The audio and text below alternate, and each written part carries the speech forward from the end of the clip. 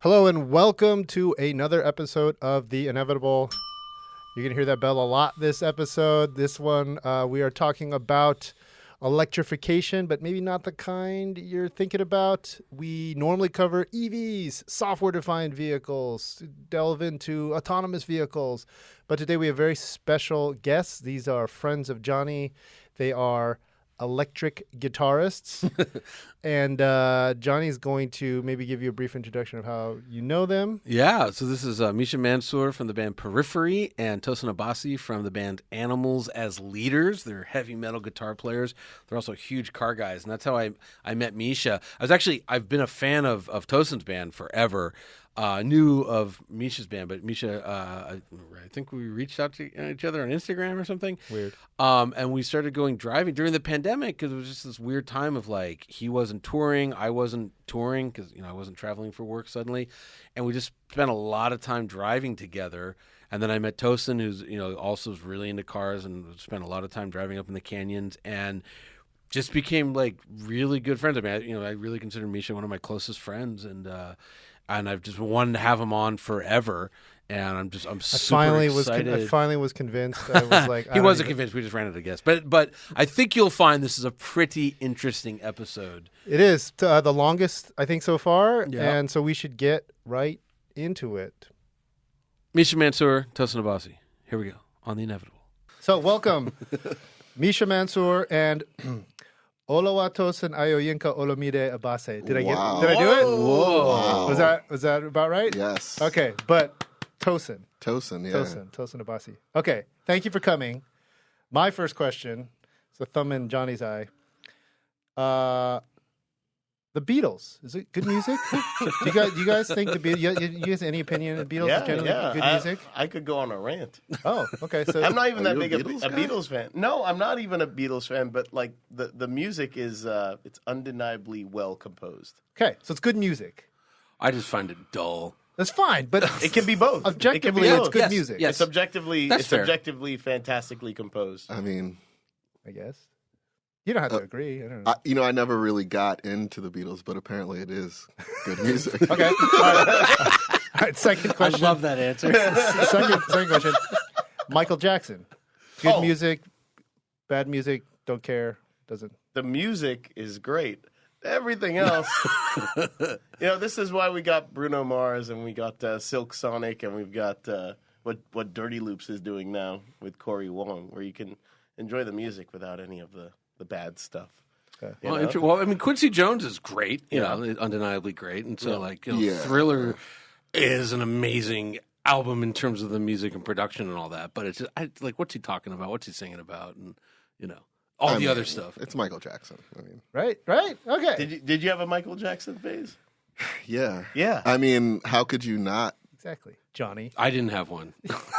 Different era. I am You were old. more of a Beatles guy. No, So let me I was actually. an Iron Maiden guy. Let Let's me- be very clear. When all the kids were buying Bad, I was like, ooh, like Power Slave. I would just say, considering our relative age, it would be inevitable to not be a Yeah, Michael yeah. Jackson. Well, I'm gonna have to up my game. This All is right. terrible. Off to a bad start. I didn't think you'd get the first one. I was really Killing it. Okay. So last music question in this genre. How hard for somebody? I'm not a guitarist. I have no idea, but I know it's talked about a lot for Michael Jackson in particular. How hard is that solo in "Beat It" that Slash was doing in the video? Is that like on a scale of 1 to 10, 10 being like You the mean hardest Eddie thing? Van Halen? It was Oh, Eddie sorry, Van Halen. It was Eddie sorry, Van Eddie Van Halen. Halen. Eddie Van Halen. Sorry, Yeah. Eddie Van Halen. How hard is that solo? Easy for him. Everything's easy for him. He's the talented one. Eddie Van Halen's interesting. Maybe you'll agree with this. I'm interested to see what you think. He's not like the most technically clean player, but an insane amount of charisma.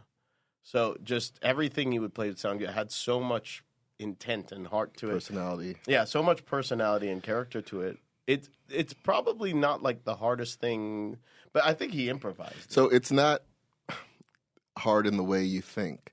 It is hard to execute, but most lead guitar players have the level of technique to pull it off. It's hard in the sense of like how distinct Eddie's like time feel and some of the the details. It's really idiosyncratic. I think if you tried to transcribe it, it would be hard to like rigidly commit each note to like a point in time. There's a degree of like feel that is actually really hard. It's like doing an accent. Like, can you sound exactly like so and so? Like, so you could sound close, but you couldn't. If you played them back to back, you wouldn't. It wouldn't be like, oh, that's exactly the way it sounds. In my who opinion, would want that? it's No, like, ironically, someone would probably play it better, and it would sound worse because it would be more clinical. So it's like Coltrane, where it's like people, it's like for my master's thesis, I transcribed the Coltrane song, and Right. like he's like, "No, you missed the." And whole they're trying to point." find the magic, but the magic is the art of it. You know? Right. And Eddie Van Halen's one of those guys who's like, what makes him amazing sort of transcends description. It's just a feeling, and that solo is just an example of that. Right. Well, let me ask you this. So, Tosin, you and Eddie are on a list of Rolling Stone's 100 greatest guitar players of all time. Like, when that happened, what was that like to be on that list with those guys? And I know you hang out with like. First of all, is that list Steve credible? Vai. Is that list credible? at No, all? I love this. because you should be. He should be. I mean, look, I don't want to like toot his horn. You should be way higher up that list. But these lists, I'm sure Misha agrees with me. These lists are just kind of like. But that's a pretty nutty list to be on. It is. It is. One part of it's like really great and kind of mind blowing for me, but then it's also like every time I see these lists, I'm like, stop doing the list. Who's the biggest name not on the list that immediately sort of tanks Besides Misha. the legitimacy of It's like that a list? really good way to kind of tank the legitimacy of these lists. And I haven't seen who's all on it, but I'm sure it's missing people who should be on it. Yeah, is Holdsworth The homie on Misha's there? not on there. Is I don't Guthrie know. Govan on there? No, Yeah, and I don't are you deserve on to there? be on there, but like there's actually no. I mean, I think we know a little bit how the sausage is made. So you appreciate when you make these lists or get these awards or whatever, but you're also like, it's kind of hard to enjoy it the way that maybe someone who's just reading it would. It's kind of clickbait at the end of the day. I hope I didn't just tank any chance of like taking Rolling Stones like have Misha Mansoor pull killed. the article. But some of this stuff, it is just kind of just trying to get the clicks, and anything that's a list, anything that's comparing people will get But attention. let me ask you this, Misha, because we've talked about this before, but like you're a very, very excellent blah blah guitar player. But then when someone like Tosin shows up, what do you think of his talent? Because to me, it's like this It's like next the two of level. us. So when we showed- I've known him for so long. I've Right. known him for so long, and so he's always kept me in check. He's always been like one of the greatest guitarists I've known. Right. Even when we were just kind of kids in D.C. So like I've always known like I'm not that good because Tosin's around, and there's like people like that around. But like so here's the thing: if like let's say you were to go to a track day and there's like a track day this coach is what I was who's thinking. like Yeah, crushing yeah. it, right? Right. And then he's like Walter Roll or something Right. like that, Right. There's a difference, but to the layperson, they'll be like, they're both good drivers, Right. That's exactly what I was thinking of, is like the difference between like a really, really good Right. driver and like someone who, like him. I did good at Lemons. He's Charles Leclerc, like that. There's that level. There's kind of a gap. Okay, just so the audience understands what we're, because like, I'm an amateur fan of music. I don't know what we call. I like lip music. I listen. I remember when I first heard Animals as Leaders. First of all, I was like, "Who's this drummer? This is the best drummer of all time." And then I don't really pay attention to guitar players as a bass player, but I was like, "Listen, I'm like, wow, this is like just different. Like no one else on earth plays like this." So how did you develop that style? Where did that come from? By emulating people on Earth who play like that. Nah, dude, there's the guitar space. We've been blessed, especially like in the, I'd say late 80s, early 90s, and then into the 2000s, you've had just like insanely talented guitarists, guys like Steve Vai and Satriani and freaking Yngwie Malmsteen. There's like a huge list. So these dudes, But you took them seriously, like those were, because I remember when I was coming up, they were like, it was like the band geeks were like, you should listen to Steve Vai, and I'm like, no, I don't know, Tom Morello or something like that. You know what I mean? yeah. You know the difference. And, Yeah. but it's interesting. I know you're friends with Steve Vai, Yeah. and like I know how talented they are. I was just like a little punk kid, like screw them. No, you're bringing up a good point because I was learning guitar when MTV was dominant, and you didn't really see these guys as much as you would see, I don't know, like Nirvana or whatever. So it was only because I was playing guitar that I kind of discovered their music, because they were in all of the guitar publications. Right. Oh, And Yngwie so- was huge. Yeah. And yeah. Yeah. All of them. So then it was because I was trying to get better at guitar. I discovered like these legitimate musicians making guitar music, I guess. And then it was just a rabbit hole. But it was because I wasn't really sourcing this from mainstream. I wasn't like turning on rock radio and hearing Yngwie Malmsteen. No, you right. know what I mean? So Yeah. yeah. So wait, where okay? So there's a lot covered here. You guys are both 40 in your 40s. No. Oh, younger. I just No. turned 40. You just turned Oh. 40. January. 38. Okay, but you grew up. I know. When you give me my said it into teeth. the mic, I'm like, damn. Don't say it like that. Well, hang on. I'm leaving. I'm out of here. Well, because you said you guys grew up together in DC, right? Yeah, yeah. Okay, so there's a lot of interesting overlap here because you guys are DC. You're both children of like folks who worked in government, like different, not U.S. government, but Well, my dad worked for the World Bank. World so, Bank. Sorry, yeah. sort of like sort of these entities that would Yeah, be. That's why. yeah. Is that why you're in DC? Yeah, that's Yeah, why okay. we were in D.C. And My then dad worked for Metro, so it's like kind of the government. no, but you were okay. So you were also in DC. Yeah. Why? Because your parents are immigrants from Nigeria. From Nigeria, right? So I guess we're both like children of African immigrants. Yeah, I guess. Yeah, okay. Parents are from Mauritius. right. You're funny looking African though. I know, gotta I say. know. Thank you. I get that a lot. Well, with Misha, it's like guess the ethnicity. Yeah, No no, one I can got guess it. all the passes. We're gonna keep this. PC. PC. No, I think it's fine. But It's inevitable that. it's got two. Doesn't even make I was sense. trying to work that in. But hang on. And so all right. So I kind of muffed it on Tosin not being in the government space, but I think you're the second most interesting person in your family according to your Wikipedia page. Your brother was a drill sergeant and now a fashion designer. Is this accurate? Yeah.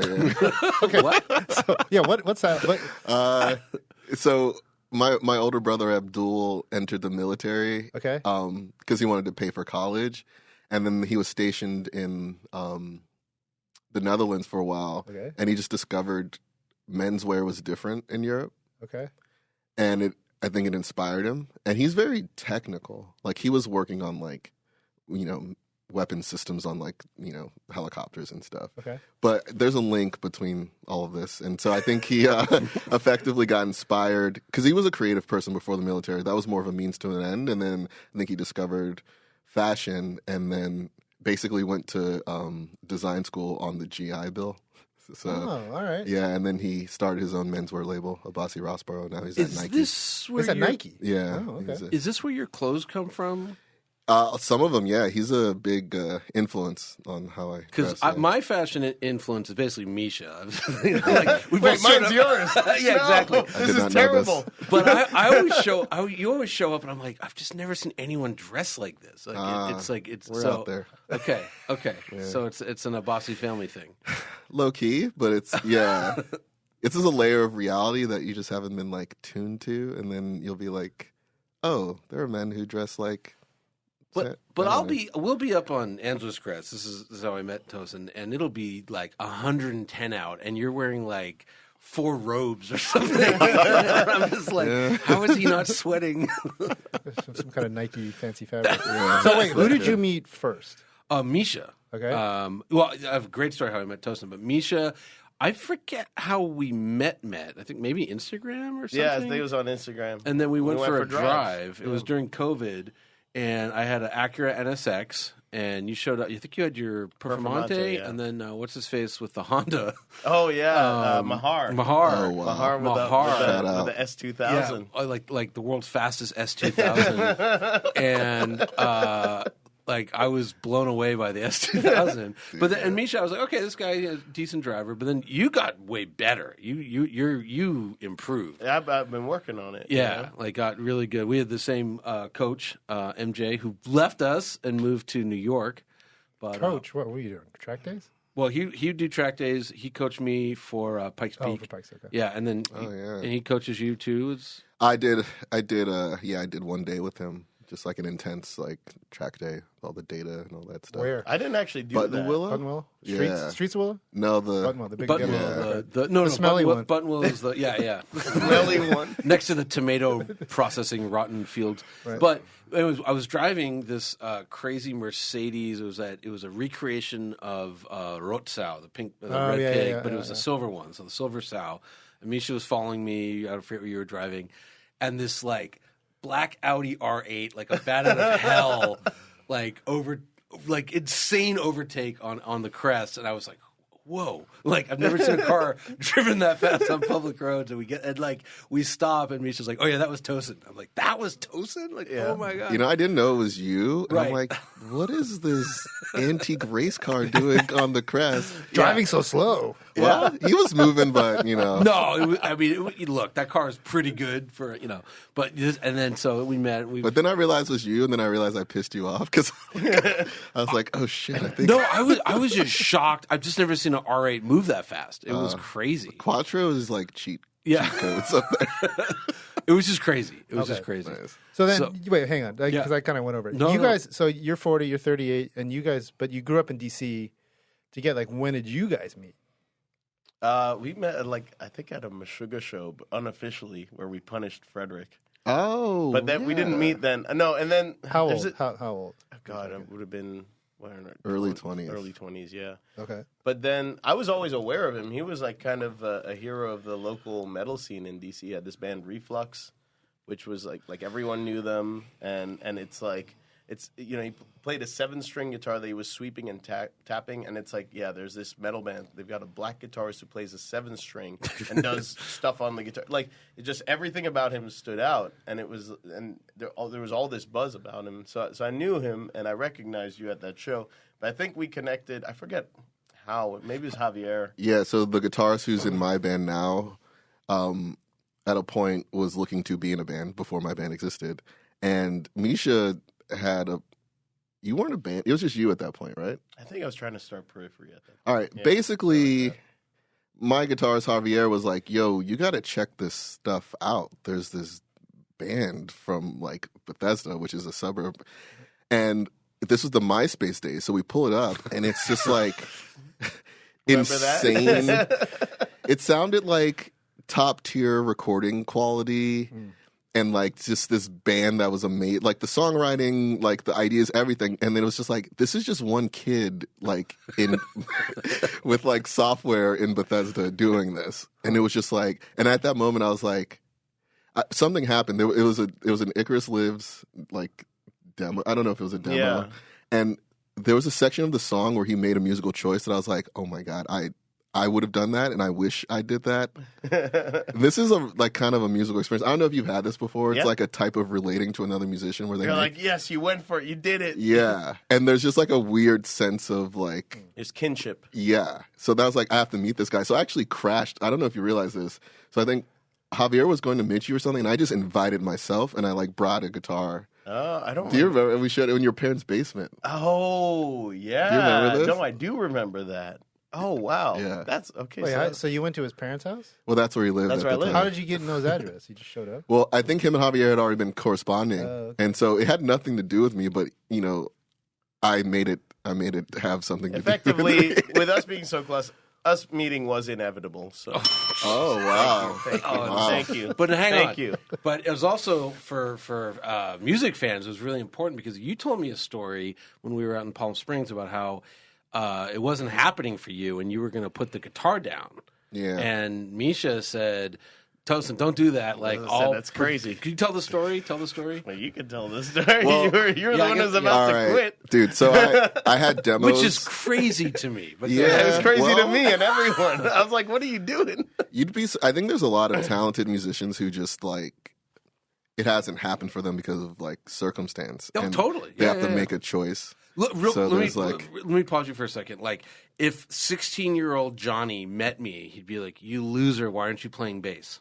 Like, that's literally what my only thought would have been. Like, cars, whatever. Right. Like, you should be playing bass. That's all I cared about until I got out of college. I had no other thoughts. Wow. Okay. So, and I had a lot of bands, and we like would talk to labels, and it just never happened. Yeah. You know, so you get it. Yeah. Oh, totally. So I spent a lot of years wanting to be like, a professional musician. And I think at this point, I had been in a band called Reflex. We had an album out on an independent label. We had done some touring, but I basically stopped out to go to music school for a little bit to learn. And like, I ended up like having these demos that were imminently going to come out, but I just felt like they kind of sucked. And so at the same time, I was in a relationship with this girl from Sweden, and I was like really contemplating moving to Sweden because you could go to university for free. Yeah. And I was like, I'll study like anthropology or something. Like, I don't know. And this was right at the time I was living in DC, and Misha lived there as well. And I would send him these demos. He's really, I think as a producer and as like a songwriter, all this stuff, that's like Misha's kind of, yeah. That's my purview, I guess. That's like his. He's good at that. Yeah, it's like when you compare us as guitar players, you're like not. There's a whole other suite of skills with music that I don't have that he has. Sure. So like, more of the story is he's known me over the years as a player, and he was just like, I was like, I don't know, dude. I think I'm just gonna give it up and move. And he was just like, do not do that. Come over and we'll rework these demos and make them not shitty anymore. And so I would like go over there after like my work at coffee shop and like, Hey, you worked at Mayorga Coffee. Yeah. And we just made this in his condo with like pirated software. So wait, And now Misha owns how many software companies? Don't pirate Now software. he has It's a really software bad. How did this become what we're talking about? the music you were doing, when you were going to school, learning, was it the same genre? Were you trying to just be like a guitarist? You didn't care what you were playing, or you always wanted to be successful? This is a good question because music school rarely accounts for. If it accounts for genre, it's going to be in like legacy genres like classical or jazz, or they might say contemporary. But like, I was trying to do some shit that is just like this doesn't exist. Yeah, and I remember at one point. So the school I went to is called the Atlanta Institute of Music, and their accreditation is really based off of placing students into working gigs. That's there's like a criteria. They have to meet a certain like quota. So they're very adamant on like getting you a working gig. And so at one point, one of my teachers was like, all right, so what are you going to like do? What do you want to do? And I was like, I want to write my own music and like, I want to be someone's favorite guitar player. They're like, okay, that's cute, but like, what do you really want to do? Yes, I had that talk with my dad several times. Like, what cruise ship do you want to play on? Yeah. Dude, literally. It's like, okay, wedding singer, sick. Like, so I had to kind of just, how do I put it? Yeah, it wasn't genre specific. A lot of what I learned, I was in resistance to because I'm like, dude, I don't really care about the blues or whatever. But anyway, I did learn a lot of stuff that helped me to go on to write the music I wanted. But yeah, there was kind of like there wasn't really a place for what I was trying to do in some ways. Yeah. It didn't exist. I was going to say, why would that be in a school? It would be, But you got a little bit of schooling. But I read your Wikipedia page. You're self-taught. Did you go formal? Did you No, all self-taught also? I'm too stubborn. And, Okay. And Misha, sorry, this is a podcast. So Misha, not self-taught. Yeah. Sorry, you are self-taught. I am self-taught. Yeah. Okay. I've never been much for reading the manual. I always wanted to just kind of just experience it. Starting with what instrument? So I started on drums. Okay. And then when I went to university briefly, I had to stop because you can't play drums in university. So that's when I started to focus on guitar. And I think, a lot of the same influences. I mean, I was really into John Petrucci, Alan Holdsworth. Oh, seriously? Guthrie Govan. Like, guys, because before that, so the beauty of being a drummer is that people leave all their gear at your place because they don't want to carry it home. Right. So I had, like, free guitars. It's why I had a 7-string is the guy had a 7-string. All these amps, the little 4-track recorder. I couldn't afford any of this stuff. I didn't have any of this stuff, but it was also just temporarily donated to me, and I got to play around with that stuff, but never so seriously. And then I wanted to do something with music. I always wanted to play drums and guitar, but I couldn't get a kit or even a cheap guitar till my bar mitzvah. I used my bar mitzvah money for that. So nice. So I felt like I had a late start. I wanted to catch up on all this stuff. So I was just studying like all these guys, like just trying to become John Petrucci, trying to become Alan Holdsworth. Got really into Meshuggah and a lot of progressive bands. Opeth, we got to talk about Opeth, right? Got massively into Opeth. And just it. I don't know. There was no master plan or anything. It was just something I really, really enjoyed doing. So, yeah, that's kind of what my education was just trying to emulate the music, trying to figure it out. I would cover stuff I liked.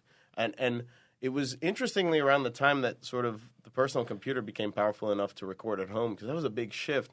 Before that, if you wanted to write, you'd be on one of those 4-track recorders, which would sound terrible. All of a sudden, you could record on a computer, not bother anyone else. And that was the thing. You could record with headphones if you wanted and craft an entire song. You could do program drums. And what year was this? What year did that happen?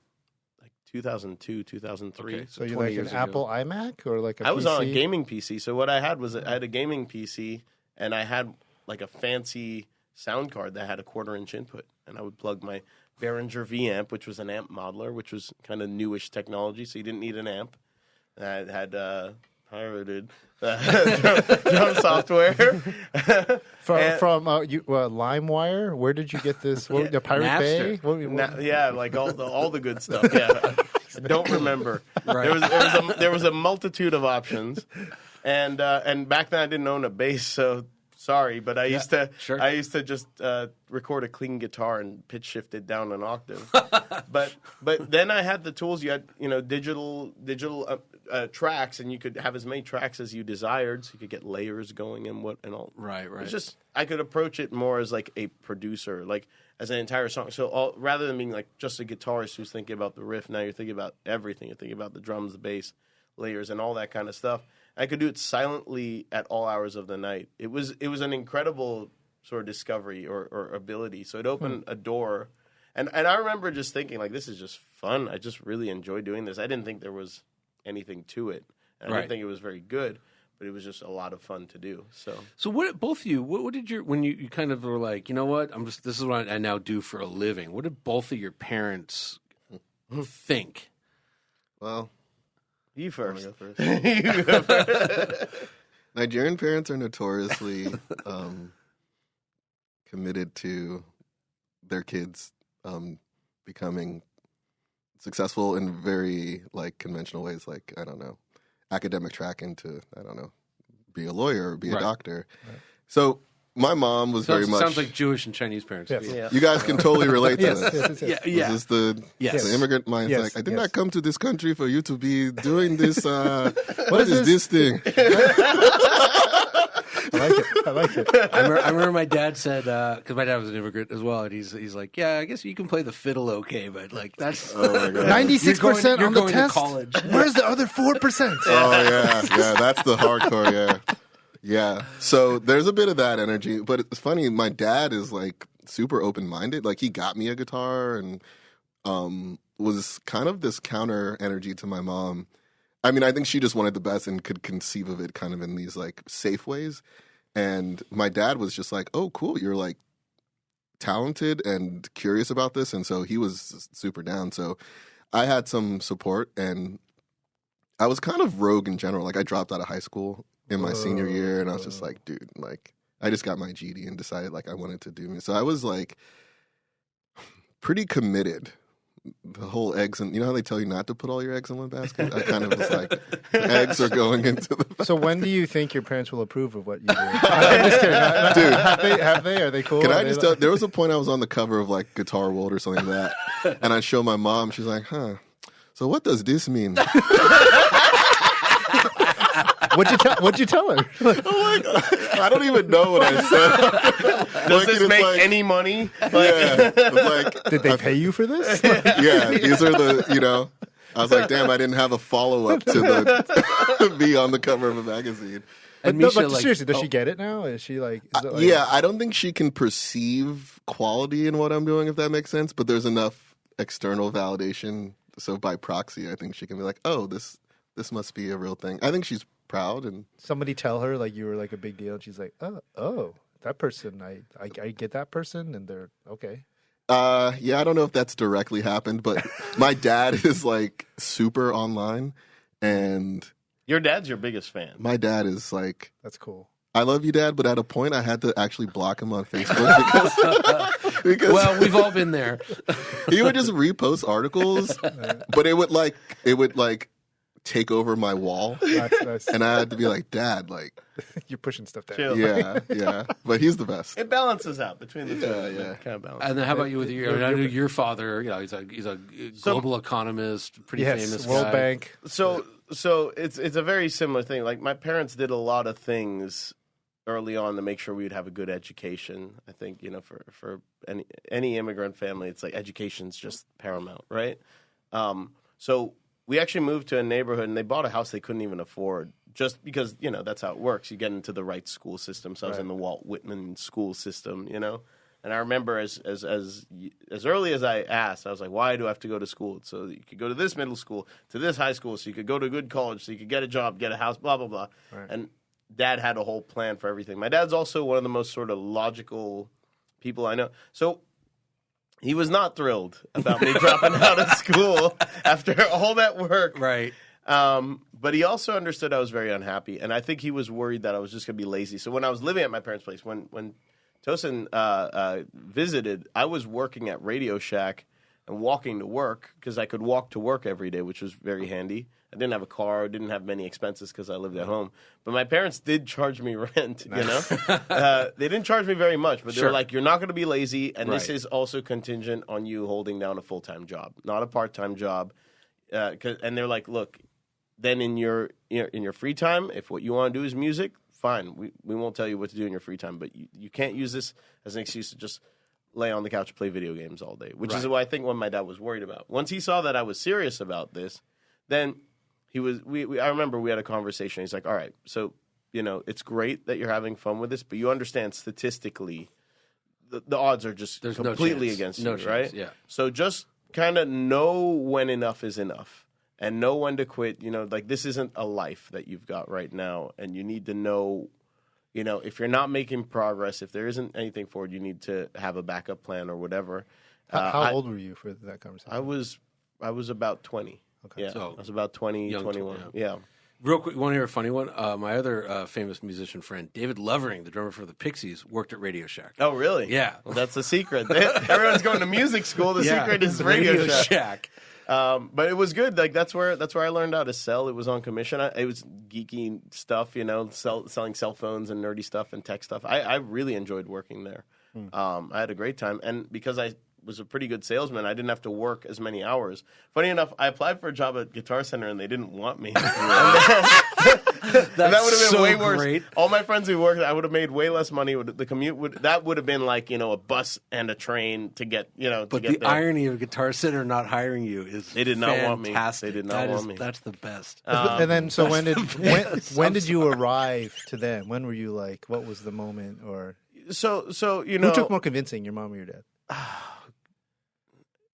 But I think my dad to some degree, because just logically it doesn't make sense. This is an irrational thing that we do. I think for all of us, there's a sense of hope and irrationality, and maybe now that I know for me personally, now that I know what I know, I don't think I'd do it again. I'm like, oh God, that's crazy. Why would you do that? You know, but it does take that sort of irrational hope to end up in a situation like that.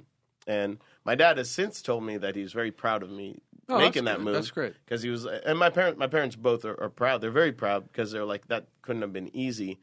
I think it was inevitable. Oh, wow. This is romantic. There we go. I'm sorry. This is all the Cashing podcast. out?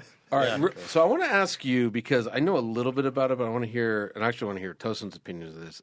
So you're credited, apparently wrongly, is your opinion, with creating the genre of Djent metal. I did not create it. Well, first of all, what is it? Because I'm totally new to this. Yeah, Tosin, what is listens Djent? to like Taylor Swift. Is it DJ? Djent. The D is silent. It's like DJENT Djent. Oh. It's the onomatopoeia of a very specific. That band Meshuggah. They're the ones. They're You true say innovators. that, but everyone else is like, no, it's bulb. They're bulb. wrong. They're wrong. Tosin, clear this up. Clear it up, Tosin. Okay. he kind of did create it, but No, I did. there was this moment on the internet with everything you talk about recording software becoming like democratized the ability to make music, and it also happened to like hit at this period where metal was at a particular point. Very influential Swedish metal band called Meshuggah developed kind of like a rhythmic approach to metal that was novel, and beyond that, like the guitar playing, like they kind of like pushed metal guitar playing like even further into this particular space. So fans of Meshuggah and people who could like record well all ended up making new music that like was Meshuggah influenced, but also was more melodic. And so it was basically like a subgenre that emerged at this time where Misha and a handful of other bands were kind of like, I guess, pushing metal like one step forward in a very specific like part of the subgenre of like metal. And I don't think anyone knew at that time because the whole word Djent was kind of like a joke. It was kind of like, it was total joke. It was a total like it was a forum kind of like secret handshake. But then it got out of control because the general public got their hands on it. like I never thought I would see it in like legitimate publications. Yeah, like it was. But then it was you always leaned a joke. into it with the new album. Sure, you lean into Djent is not a genre. We lean into all this stuff because hey, we'll take whatever we could get. It's a hustle. and for those listening, I think it's a pretty good example. I'd say Meshuggah is like the Koenigsegg of music. Say or metal. more. Well, like innovating. Well, both from Sweden, right? Mm-hmm. Innovating and just taking the supercar hypercar approach and just doing something that no one has ever seen before, and that you're like, oh, now everyone's going to rip this off or try to rip it off as best as they can. Kind of a visionary, just doing their own thing. Really, no reason for it to work, and yet it does. It's like kind of amazing. Yeah. So for a non-metal equivalent, as far as impact is concerned, like sometimes you get an artist who is so impactful that it just creates a genre underneath of people basically emulating that. This is a terrible example, but remember like T-Pain and like Auto-Tune? Yes. He was like using Auto-Tune incorrectly, basically. Right. Yeah. But he just made it a thing, and then all of a sudden you're just like, okay, everyone's like robot voice. Like subsequently, there's all this R&B with like the use of this thing. Yeah, for like 3 years, right? Yeah. So And ironically, he's an incredible singer. Like he doesn't need it. He doesn't need. Sure. He doesn't need a lot of people who need auto-tune with putting out records, and it turns out he didn't need it at all. no, it's like an aesthetic choice. He's also into drift, like Formula D. Yeah, he's like a drift sim stuff. racer. Did you know this? He's like a sim racer. Oh, You guys may want to. I've heard let's of it get getting him on the T-Pain show. on. Yeah, Yes, get I've heard. T-Pain on. okay. Friend of yours. Yes, I don't know. No, I don't. but I'll become shout friends out with him. T-Pain though. Yeah. So wait, let me, Wait, because these guys are very self-aware that we're kind of way out on a limb here. For, to you, for not, I'm like, to me. I got No, very I know. sensitive. But could we? We've lost all the viewers Well, by now. Before we Because go you to mentioned cars, you mentioned Koenigsegg. before we go to cars though. I know. I'm just talking. I want to go back. We're on a limb here. Bring it back to the tree of music. Okay. So let's say there's a tree of music, and one major limb is rock and roll, and another sort of smaller limb is heavy metal, and then I'm going to start losing this because I have no idea. There's like a new metal. Is that right? And New metal happened. Okay, actually, it's good you bring that up. Okay. Really? Where does it? Is this on this branch, or is it like, another branch? So chronologically, yeah, like It so grew new, back into itself. I would say like Metallica can be considered a quintessential metal band, right? Okay. And there was a point where aesthetically metal shifted to new metal bands like Korn and Limp Bizkit and stuff like that. Okay. And that's post like Metallica's, I think, peak. right. As far as the evolution of metal is concerned, this is after that sort of like true metal stuff. And new metal relates to Djent in the sense that it's non-traditional and it uses like sort of extended range guitars, low tunings. That's fair. Yeah, that's fair. yeah. Because How far? How many was farther? doing that. how much farther are there? Other subgenres? Kind of we have like- to go Oh through? man, No, there's it's- too many. Well- We can't. We don't have enough time. Finnish folk, Yeah, that was one of the many branches right there. It which gets is a very, good branch. Well, I want to ask you though. I love what you said that we said a band is so influential that it just kind of becomes a genre. And I know you guys. I just Opeth is my like kind of I don't know North Star. I just like I've been so into those guys for so long. I even like their new stuff. I know, but like who spawned more imitators, Meshuggah or Opeth? Definitely Meshuggah. Meshuggah. Opeth is much harder to. It is really hard. and it's what they do is really cool. Like they were a massive influence, and I think so. I wasn't trying to be a Djent band, whatever that is. So I was going for progressive metal. So Sure. they're very much under that umbrella. It's like Right. it's metal, and progressive meant you could do whatever you want. The beautiful thing about Opeth is you have this insanely heavy death metal part followed directly by beautiful folk acoustic guitar part. I was like, I Melodic, didn't know you were allowed to. that voice he has, Right. It comes out of nowhere. I was like, I didn't know you were allowed to do that. I didn't know, Right. and it just signified a band where there were no rules. It's just whatever they felt. It was important that there was flow there, and it always does flow. Even though these parts are anachronistic, they always seem to just flow perfectly. So it just opened up a lot of possibilities, and I loved the idea of that. Of hey, we could just do whatever we want, and then it would be within that sort of metal subgenre where there's going to be singing vocals and screaming vocals. It will be heavier. It'll be the kind of thing that would have this sort of palpable energy live. Because I think you'll agree with this too. Metal shows are the best. For energy, from a live show, 100%. It is a vibe. And also just with something like Opeth, like the dynamic flow of the music is insane. Like there's what's that on Deliverance. Oh, the song Deliverance. Yeah. Like, when it gets to that wacky part of the 10-minute, where it's like, but like the build up to that, it's just insane. It's just like. So it's one of those things where the contrast of those parts will also make like the heavy parts really hit live. And as a fan and going to these shows and seeing those and you see that with like EDM, all they can do is like do the pause, and it drops and all that. It's called the drop. But I think a lot of those guys a lot of EDM guys are metalheads who are tired of not making money. A lot of them. It's interesting you say that because when we booked you guys, I now had to start listening to this music genre I'd never listened to. So I started to listen to it. I listened on the way up here. And I was trying to think like, I don't hate it. Like this is it's not what I normally listen to. I listen to terrible pop music. He listened literally to Taylor Swift. I'm a 13-year-old pop music fan. Like that's the teenage girls. That's kind of like so it's what I listen to. Anyways, I was thinking like I can get into this. There'd be a very specific case where I'd be listening to this. I think but it does actually. I was telling Johnny before you guys walked in. It sounds more. I see more connection to EDM. In some of the rep, I listened to was it Physical Education? Is that the one? Yes. Yeah, Which I there's like a kind of a loop in there that I heard, and then also jazz. I'm a big jazz guy, so I heard some of at least when there's some soloing going on, I'm like, oh, okay, I don't know where this is going. It's kind of interesting. It actually, and then the EDM part, not only the looping, it's like EDM, some of it without like a heavy beat. There's just not the big danceable kind of beat to I it. dig a lot of EDM, and we'll put electronic aspects into our music. I think one of the interesting through lines here is that whatever it is that we get into the nitty gritty. We get very nerdy and go down the rabbit hole. So one of the first things that we connected on, why we became such fast friends, was not only our love of Meshuggah and extended range guitars, but the love of the gear that they were using to get that sound. Oh, interesting. You'll see a lot of the same things. Non-musicians are like, "What are you talking about?"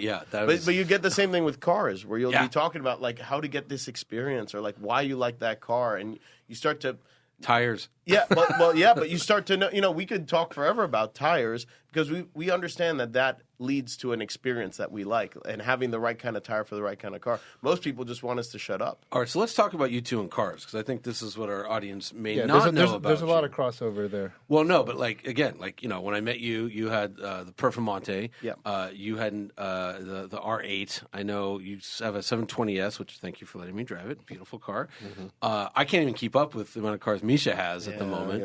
How did you get so into cars? Where did this come from? Did it come from DC? Because you guys are going to DC. You said you walked to Radio Shack. I think I got you into cars. Actually, I got him into. Did you guys drive in DC? No, no, right? no. DC is not a driver's class. No, the worst. No. I got into cars. So this is the way I put it. I got into music around 13 or 14, around my bar mitzvah, and that's when I was like, oh, I want to do music, whatever. I've thought about cars every day of my life since my brain worked. Yeah, same. I've been obsessed with cars. Are the actual passion here. Right. I just wasn't smart enough to make a living, doing something related to cars. Misha's reviewing cars now. He's got a thing called reverse gear. Yeah, just because might as well. Yeah, we're competitors. Okay, no. Hire. Okay. I guess it was inevitable. No! Yes, I love it. Okay, Tosin, so that was mine. That was mine for the taking. Yeah. Cars for you. So DC, like you mentioned, is not a car city. And I remember being kind of just like a young hipster, being like, cars are stupid, man. The environment, and like, I just like was just like, I didn't get it. Now you own a 720S.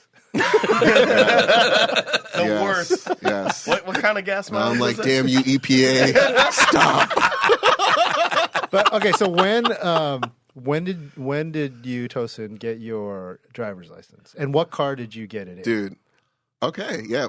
My mom had like a Nissan like Sentra or something, some 80. It was like The square one? Yes. Okay. Yeah.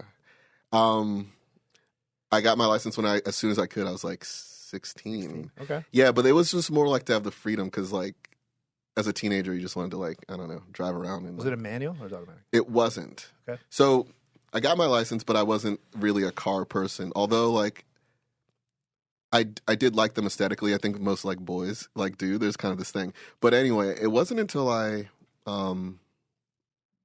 moved to LA and I needed a car and I bought a Volkswagen GTI. Okay. I bought a Golf. And it was a 6-speed manual and it was turboed. And I learned to drive manual because at a point I drove with a girlfriend from Georgia to Alaska and she had a Golf. Whoa. And it was a manual, and I had to learn to drive stick so I could help us drive to Alaska. How old were you when you did that? I was like 21.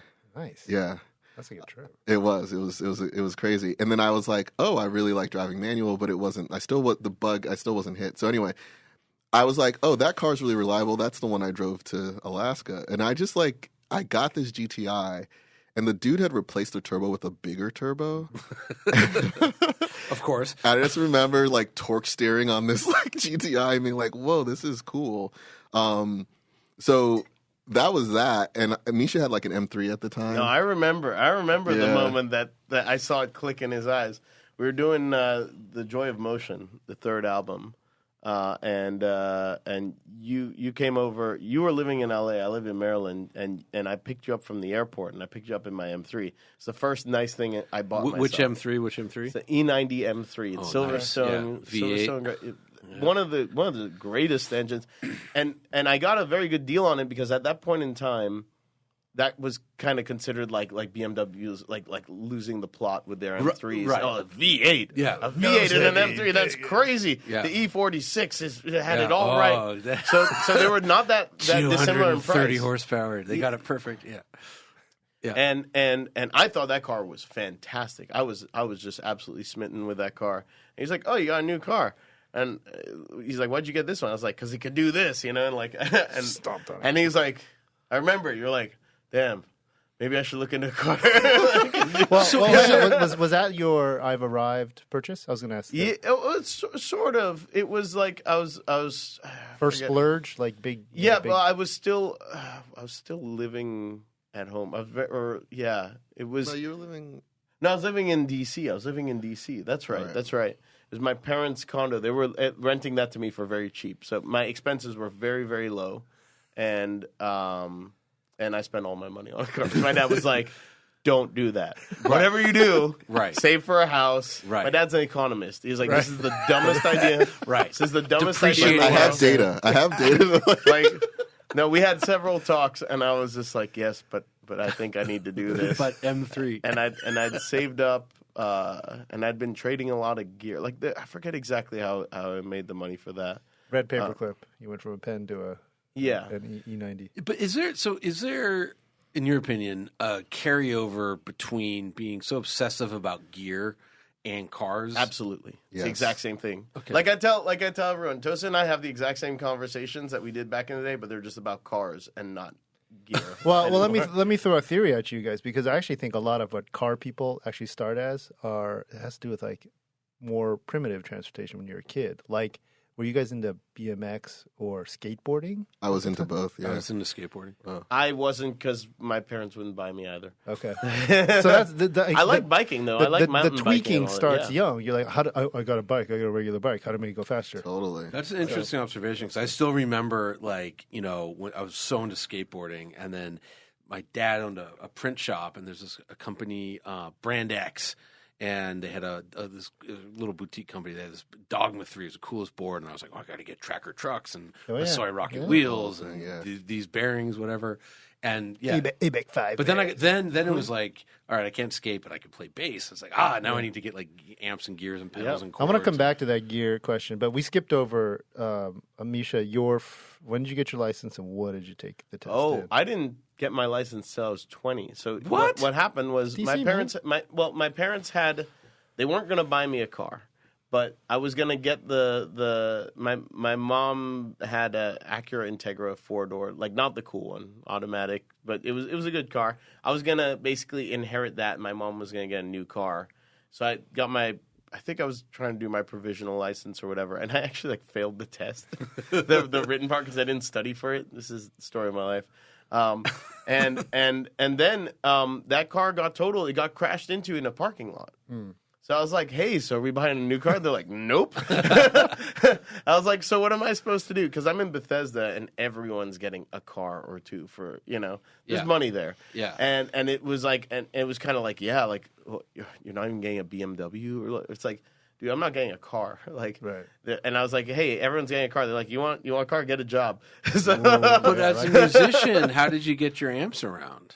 I borrowed my parents' car, or they would drive, or whatever. I had friends who would drive. But so you weren't playing in bands in high school? So what happened? Well, no, what happened? Not really. I mean, and they would come over. I was a drummer. They would come over to my place. We weren't playing out. Oh, okay. We'd always be able to figure something out with rides and friends. Okay. But shortly after that, I went to University of Toronto to try to do the whole college thing, which was a disaster. But you don't need a car there. And then when I got back, I could borrow my parents. They had an Acura MDX, so I could borrow that. But I was walking to work. I didn't really need a car, and I had friends who could drive me around. And it was only kind of once I moved to DC, and my parents moved to Mauritius then for a little bit, that I needed to get my license. Mauritius, if you don't know, is a little tiny island in the that's where my middle parents are of the from. Indian Ocean. That's where my parents are from. Right. So and they were like, "Hey, we'll make you a deal. We need someone to drive our car, so you can have it. You just have to pay for any maintenance, the gas, all all that kind of stuff." I was like, "Sweet, sounds like a sweet deal." So I sort of inherited this 2002 Acura MDX, and that was like my first car that I would drive around in. Whatever, that was a good car. That was the Gen 1. Yeah. Definitely. It was like it was like the first year it came out, or the second year it came out. It was a pretty cool car. Okay. Yeah, and then when I finally had the means to get myself my own car, E90 M3 was so list off just so everyone knows when they hear you don't get your license till you're 20, it might like kind of put a damper on your car guide credentials. But list off the cars you've had since that M3. Oh God. So the M3 I had for a while. I had that for a few years, and then I started making a little bit of money, and I think I even consulted with you as to what I should get.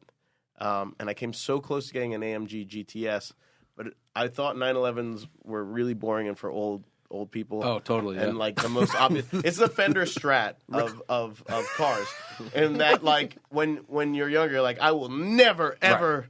And then eventually you're like, God, why are these so good? So I drove a Turbo S, a 991.1 Turbo S, and it turned out that the guy was a fan of my band, and he actually put an Animals as Leaders CD in the car. It stands for a compact disc. Yeah. It's a digital medium of... We're going to talk about that. It's between vinyl and MP3 somewhere in there. They're coming back, I tells you. But yeah, so he let me do a nice extended test drive where I got to launch the car, and that was the first time I ever experienced anything like that. Oh, so I bought that. And that's fast. That worked. That is that speed. Worked. I bought that. And then, I was fortunate to make a little more money, and I realized I could kind of afford the payment on a 488. I went to a Ferrari dealership just to check it out, and I ended up, shortly after that buying a 488, so trading in the 911 and getting a 488. Well, you didn't have to wait for like an allotment or anything crazy. You want to know what's you want crazy sticker? No, no. I bought the only mid-engine Ferrari that depreciated. That is my luck with cars. This is where Tosin, didn't you have a 488 too? I did. Yeah. And he made money off of it. Oh, okay. Or he broke even. I think he broke even. Yeah, I mean, with taxes on. Yeah. So technically I made, but yeah, I also broke even. Okay. No, I took a bath on that car. What color? It was Rosso Corsa. It had to be. The car that started this whole adventure was I okay. had a 118B Barago F40 in Rosso Corsa. That is the dream car. That is the car I will do horrible things to have one day. It has outpaced my ability to afford it at every turn. I was going to say, man, I was looking at the auction results from Amelia. No, it's man, just horrifying. it's the day. I need to make actual FU money. Yeah. And I would spend it on that because I'm a psycho like that because that car holds such deep meaning to me. From the F. What's the guitar equivalent of that? I don't know about guitars. Of the F40? Oh boy, Something custom, right? No, it would be something with historical significance. Yeah. Oh. it'd be like Slash's Jimmy's, guitar from. Something like that. left-handed Stevie Ray stuff. Vaughan's like number I don't one. know that there's maybe like an Alan Holdsworth DeLap or something like that, which I almost had the chance to buy from George at Dunlop, but he was going to sell for like $10,000 or something crazy, and now I'm like, maybe I should have bought that. Probably. Yeah, it's a Holdsworth DeLap. Something, but that's just for me. It's a personal thing. But yeah, it would be something very personal, kind of like the F40, because people would be like, "Oh, I'd do the F50. Oh, I'd do the 959. I do, everyone has their car. 288 GTO. Yeah, there are people who say like you say 288. I say yes, F40. yes. Just kind of it's whatever that car was. Right. You know? We're 10 years apart in age. That's why I'm saying. But I knew that 288, if Nissan I ever Murano Cabriolet. which has one of the nicest interiors of all time. are you an apologist? No, wow. no, but that interior is so nice. The car, It's got a good backstory. Okay. Yeah. Keep Yeah. going. Keep going. Yeah. Cars. The next one I had was a Nissan Murano Cross Cab. No. So the 488, I was just there's a couple things, not to go too deep into it, but like the Ferrari experience is more than just the car. The brand is the brand. I didn't love that. I felt like it was kind of ruining my experience. And having a car that was so mileage sensitive.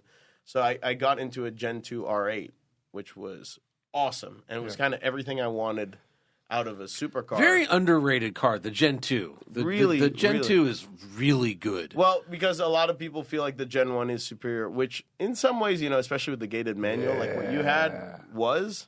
Gated manual's cool, but the Gen 2 it's a real super car. What that car is, and I realize it's not for most people, but it's for me. I don't like attention. So I get these cars I want for the experience and the performance, but I hate the attention. This is from the guy who had a yellow Performante. No, but the only reason I got the Performante, and I said this, if Audi made that car, I would have bought the Audi. Of course, yeah. I wanted the performance out of it.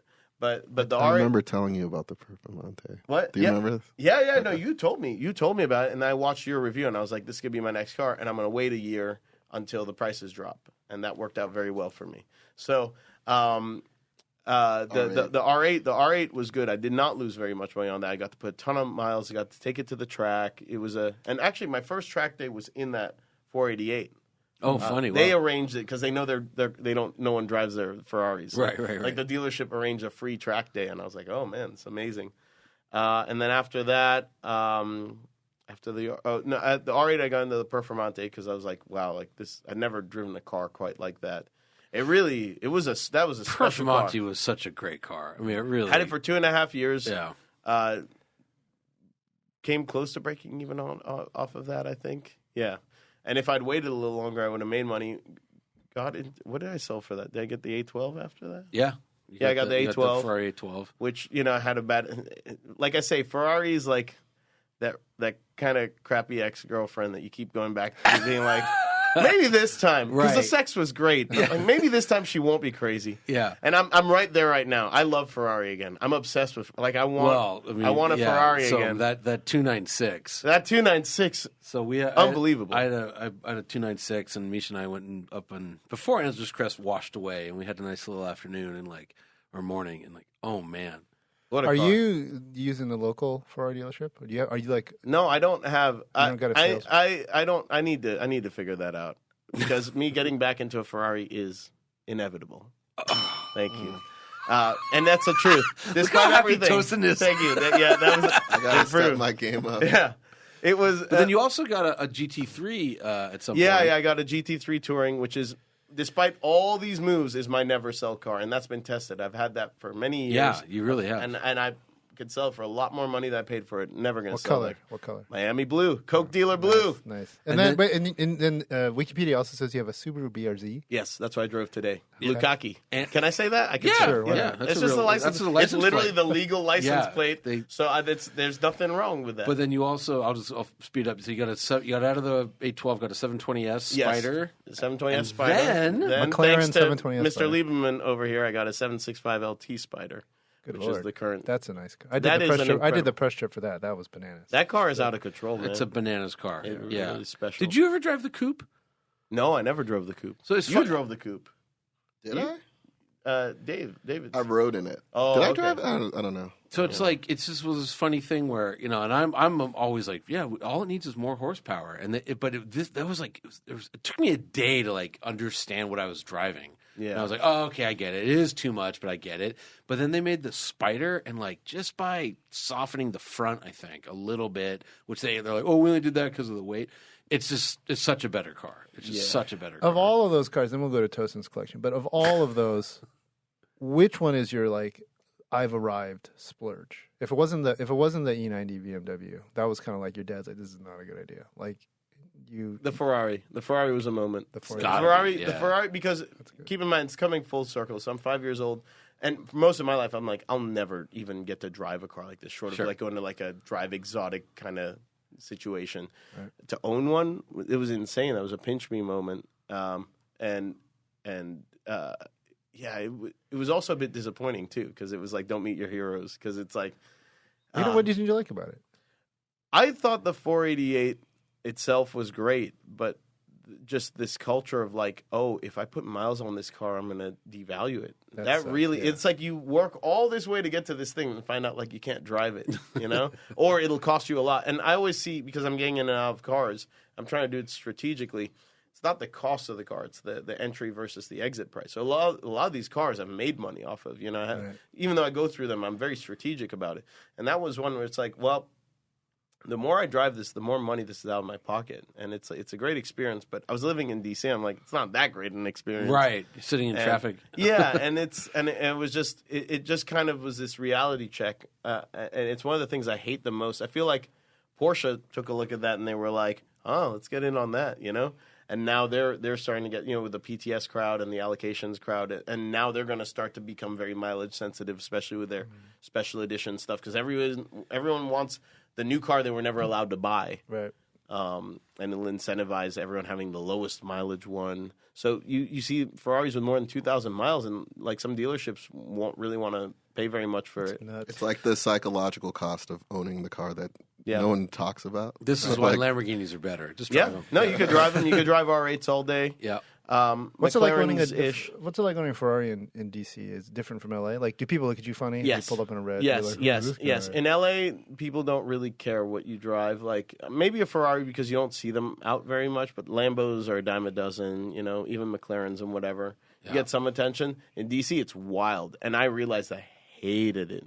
I Right. hated being looked at in my car. just people taking pictures, or like or Everything. assuming the worst, and like It was it's more like London. it Like they was call you more- like a wanker if you're driving. I don't care so much about that. It's more like dangerous. Yeah, I mean, and I am. But, Yeah, I was gonna say.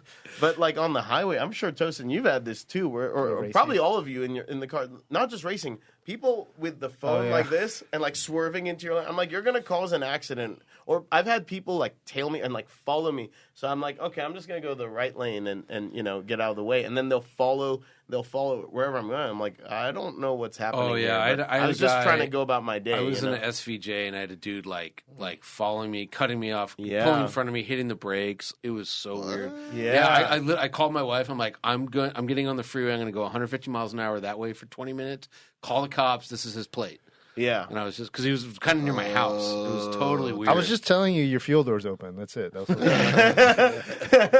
All right, Tosin. Tosin, list Yes. of cars. List Yes. of All cars. right, this will be a lot quicker. All right, the Volkswagen GTI, and I was like, oh, I like German and I like manual. And then I talked to Misha, and he's like, if you like German and manual, you should check out the Porsche Cayman. I got a Cayman S, loved it. First gen. Yeah, Okay. 987, is that what it is? 97.2, I think. Yeah, Yeah. it is 97.2. Yeah, 2008, right? What would that Yeah. be?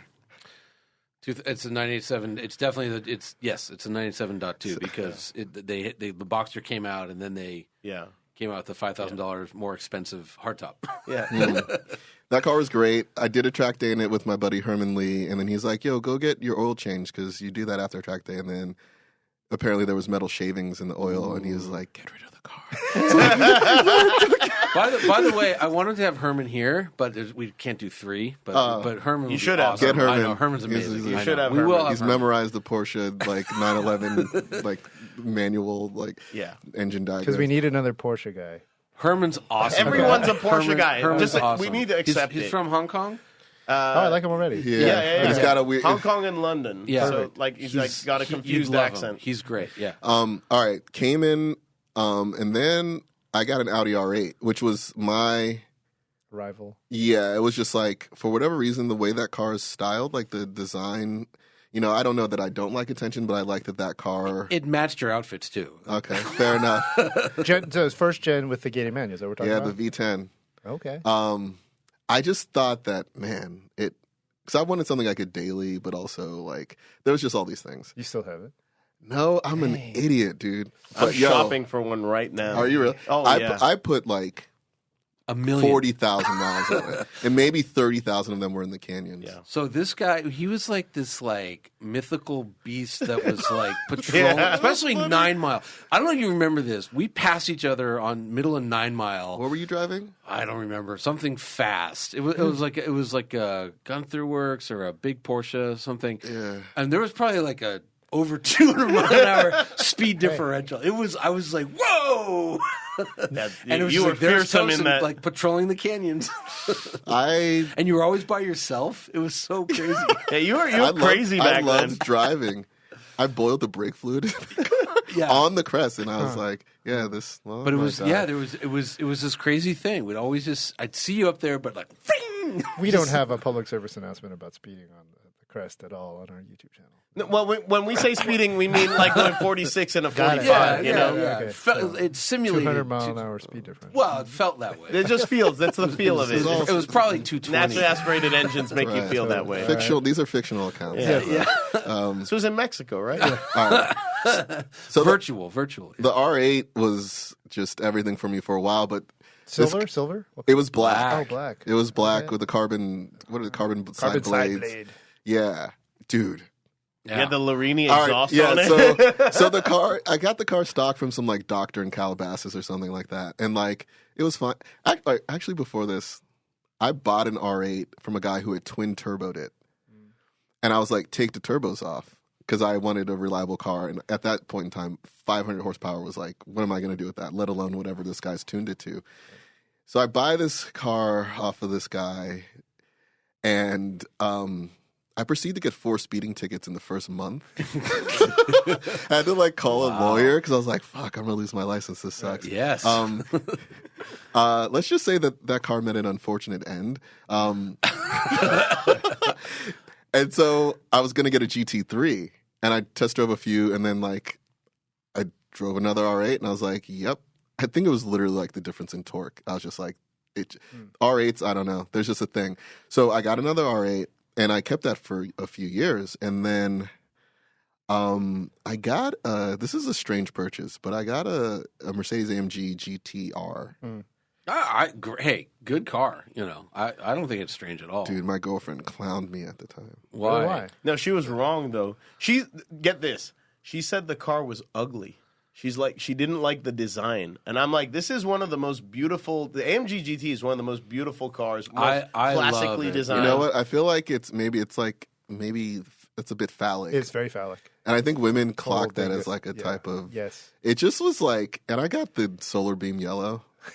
Good. It was inevitable that I would get. Oh, no, that's cheap. The only count. thing I would say is if you do it again, and it's the forgotten greatest car, but the GTC. You told me this. GTC. Johnny's giving me a lot of good advice that I just kind of never because it's taken. got the same wide body hips as the It's the best looking one. but it doesn't have the little softer. horrible rear suspension. And in fact, in the drop top, I thought you were going to say the previous to the AMG. oh well, okay. Look, yes, if you have $800,000, you should get an SLS Black Series. Yeah. Which is one I drove one recently. It they really nice? is one of the They're greatest so cars good. ever. So yeah. great. They look Yeah. good. Oh yeah. Yeah. They made like 363 of them or something. You get the doors. 100 in Yes. the U.S. So, yeah. so I'll move it along. That Yeah. car also met an unfortunate end. I have chemical burns from the airbag. Oh my gosh. So that was the AMG. And then after that, I got a Ferrari 488.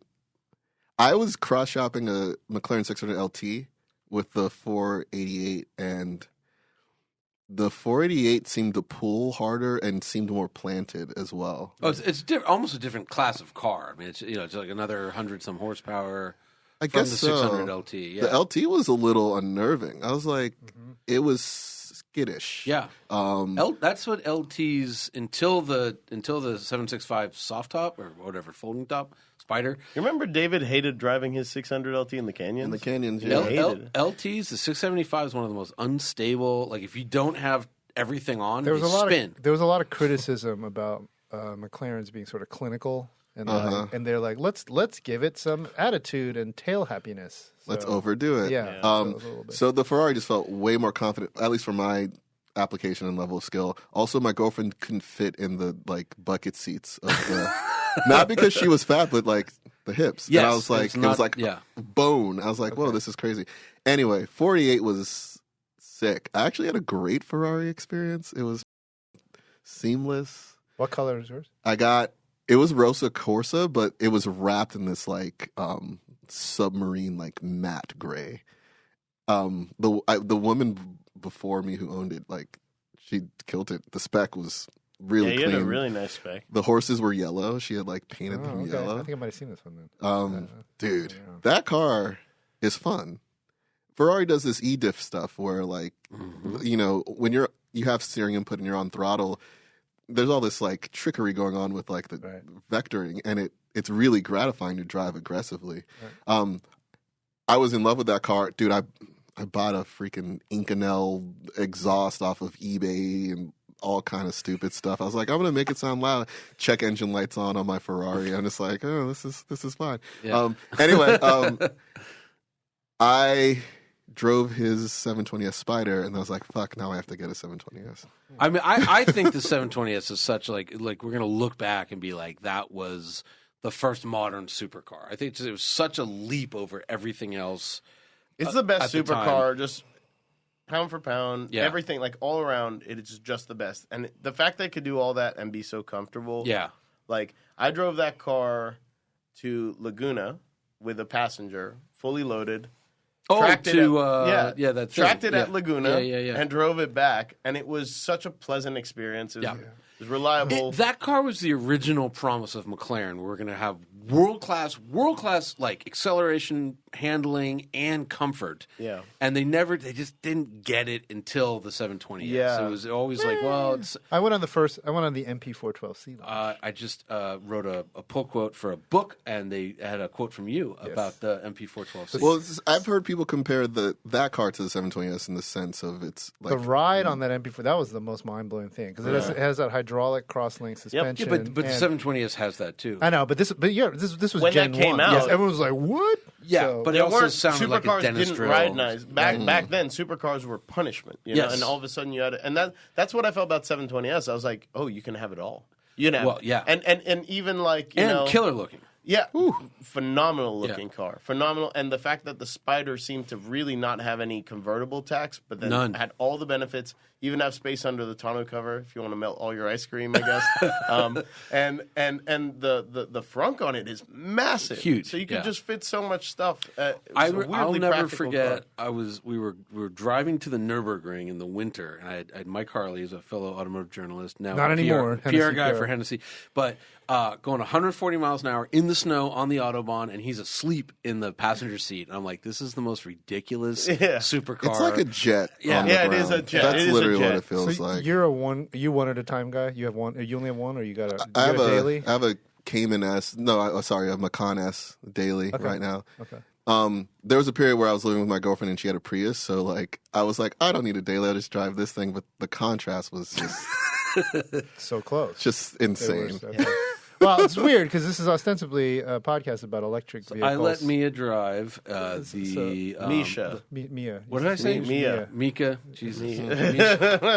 So I'm no, really tired. but My no. kid Nice got- to meet you, Johnny. My kid got up at 4:30. Misha, my good buddy, I let him drive the Lucid Grand Touring Performance. That's the 1,050 horsepower. But so far, no EVs. You guys never dabbled in Tesla. Never tried one. Never. No, my dad bought one. Or you want? My dad bought a Tesla in 2013, back when Elon was still cool. That's our car of the year, 2013. And Oh, nice. I was for daily. I mean, the Taycan. I was like, dude, I want one of those. And then also, I was really close to like a Model Y or Model X.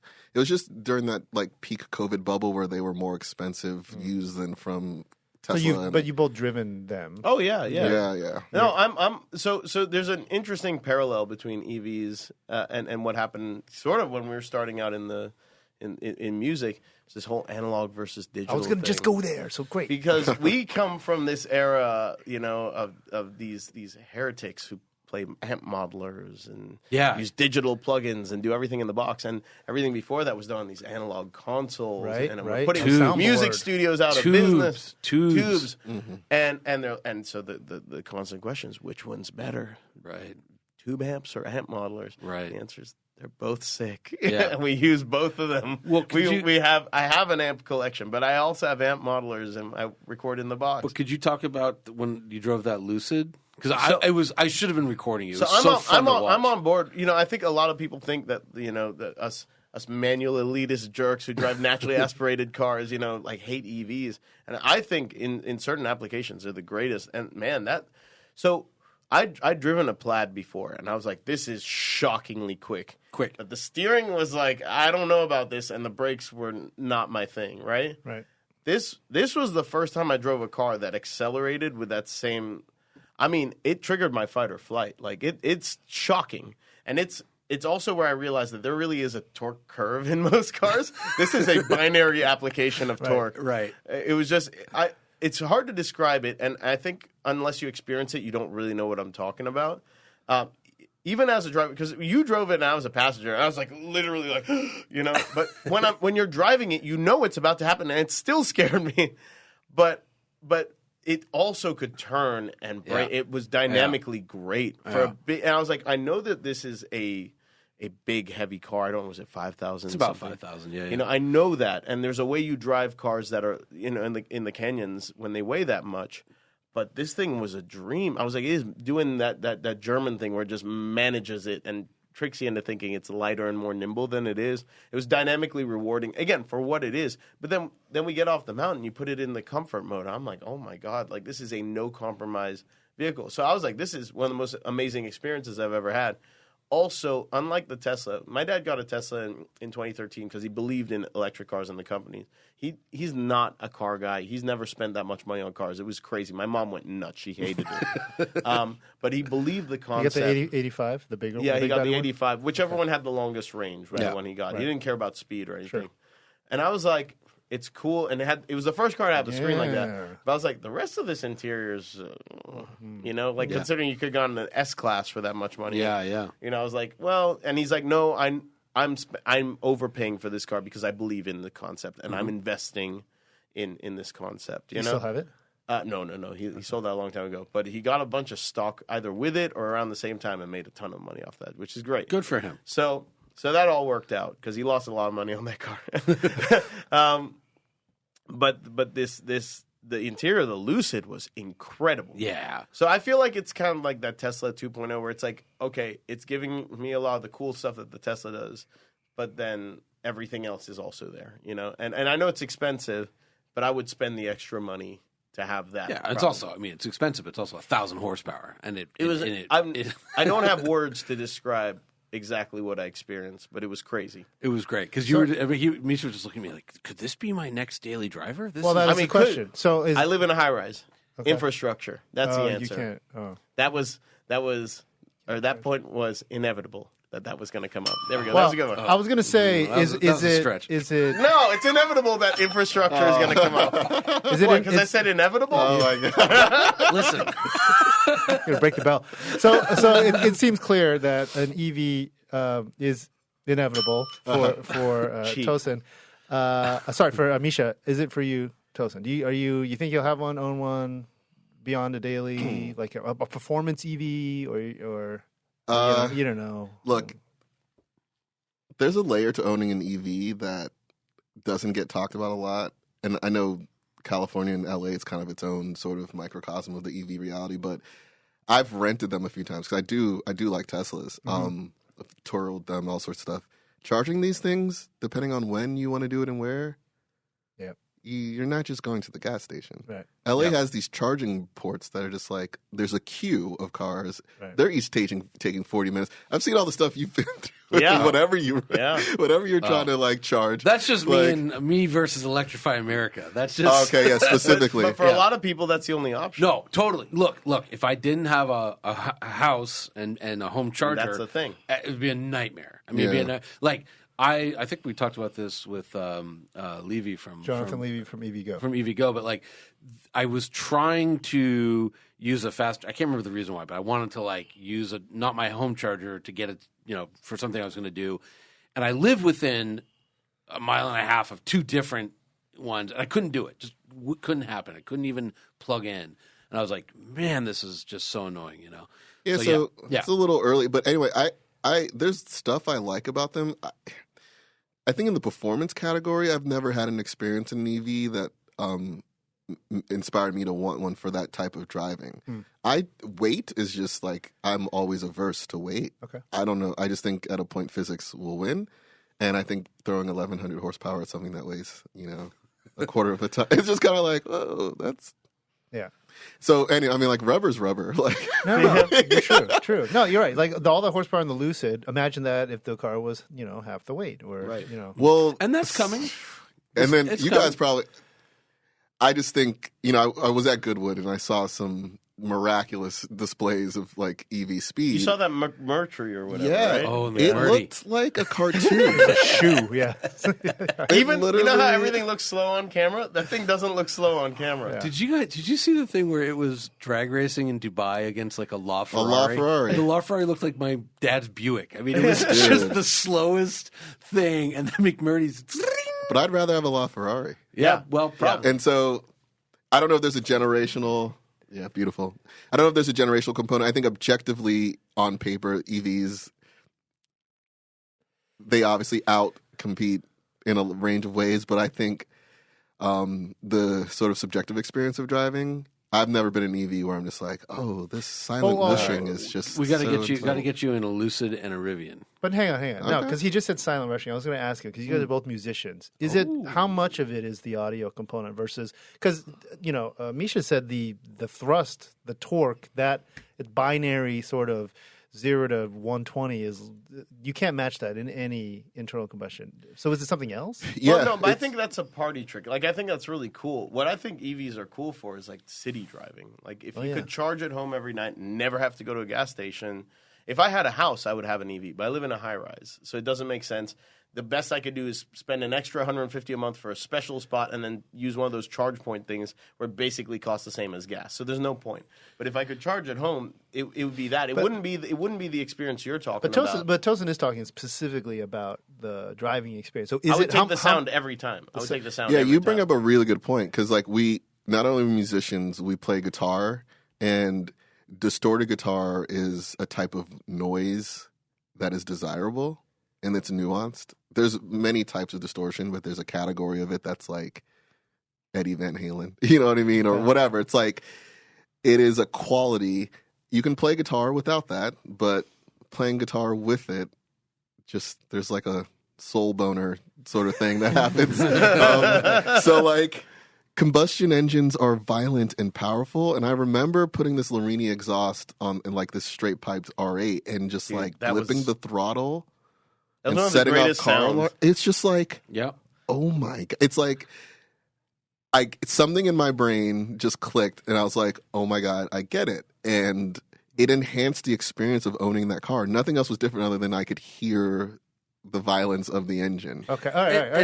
Hang on. So let's explore this because the term is great. Peak. So what is peak soul boner from an audio perspective for you guys who are also car nuts? So I know Misha from your Wikipedia page. You're an F1 fan. Yes. So like, is it an F1 car? If so, what era? Oh, the V10s. But just in general, the V10s. you like that, like 2004 or whatever. The V10s were so good. Yeah. V10s in particular, I think, are the best sounding engine. That's why his R8 and the Performante and my R8, like, that's why I loved it. I had a friend break down my friend Charles Cornell, who I have to credit every time. He broke down the intervals that each configuration will make, and it's a very rich. If it's a major octave, if it's a major third and octave apart, is that major 10th? Yeah. Okay, so it's a major 10th. That's what it does. That's what a V10. That's No, what a a 10th V10 is a second. Oh, well then what is it? What is it?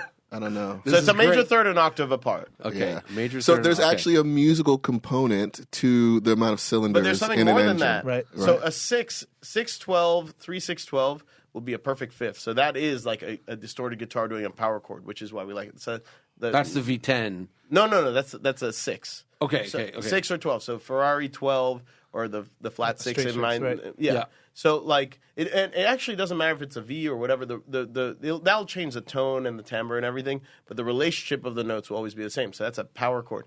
V8s are octaves, which are kind of bland. People always like them. I think they're the most boring because you're just hearing two of the same. You're not note. a bass player. We love octaves. Yeah. What about You live in the- what about a flat plane V8?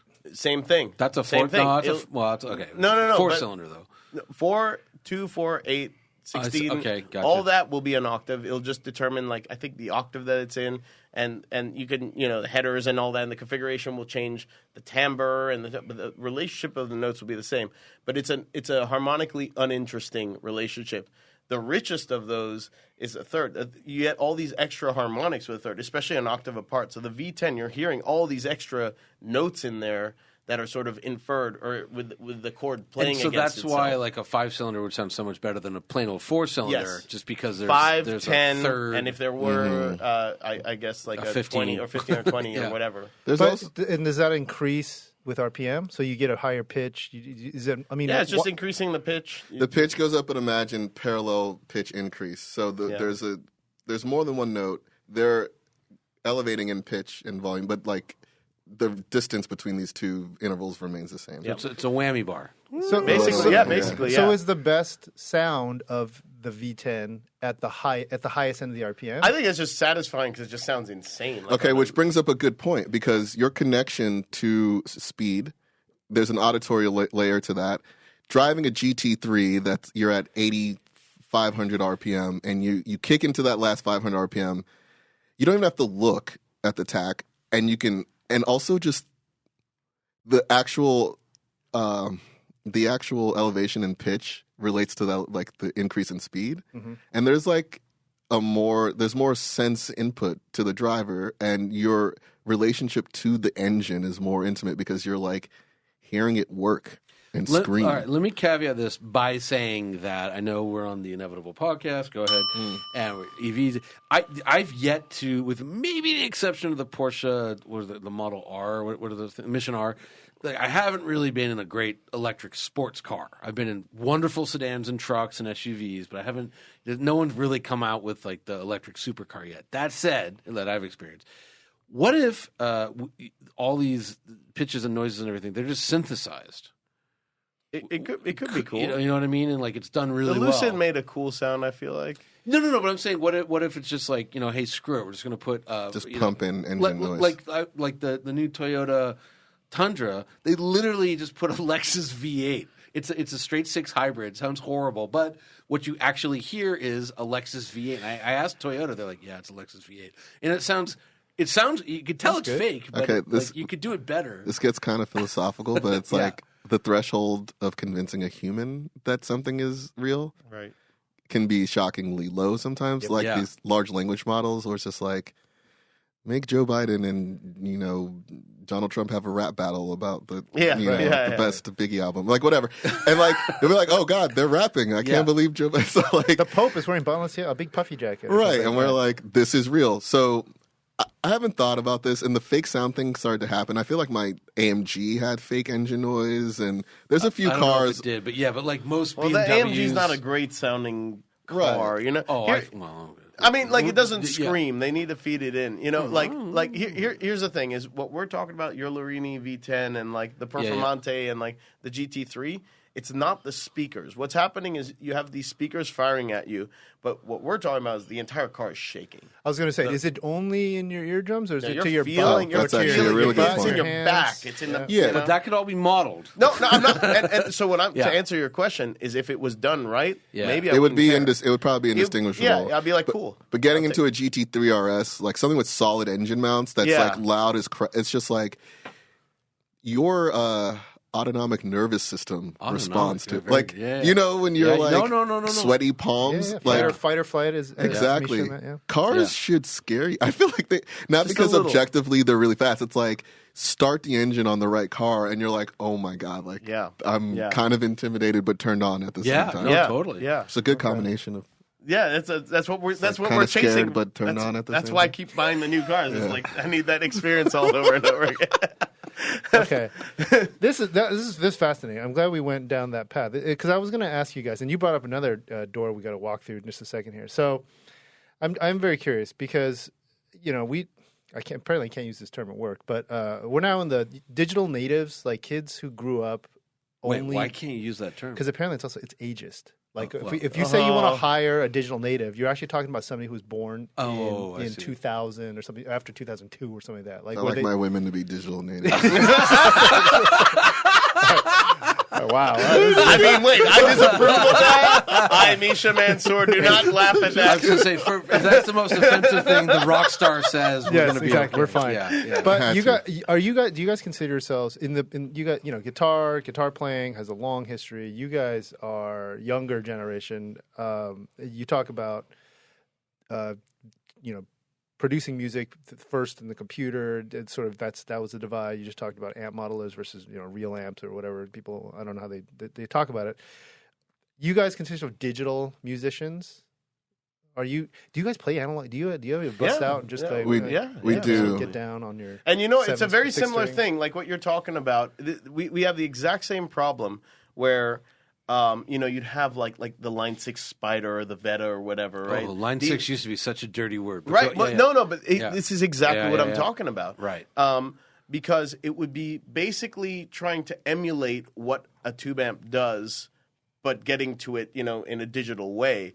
And it's trying to, in the same way as the car, I'm telling you, like the whole car needs to move. You're trying to simulate the solid engine mounts. You're trying to simulate the whole car shaking and vibrating from this engine. And you have speakers to do it with. Or maybe there's some other haptic forces that they'll figure out, but they'll have to figure that stuff.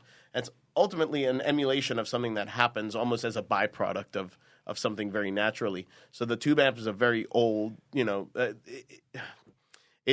it has a feel and it has something very raw. It's to also it. inherently flawed Yeah, relative very to other flawed. types of Yes. amplifiers. Very, very flawed, right? Yes. But And that's the- what makes it. That's bizarre. but But that's it's what we warm, associate. whatever that means. It's that's what we warm. associate, and it's so satisfying. Like as a player, when you play through a good tube amp, it feels great, And and even, it's got like, this quality to it. I did this not too long ago, but a good record player on a good, my buddy got I forget the turntable, but he got like Mac mono blocks, and we're listening to, Tube.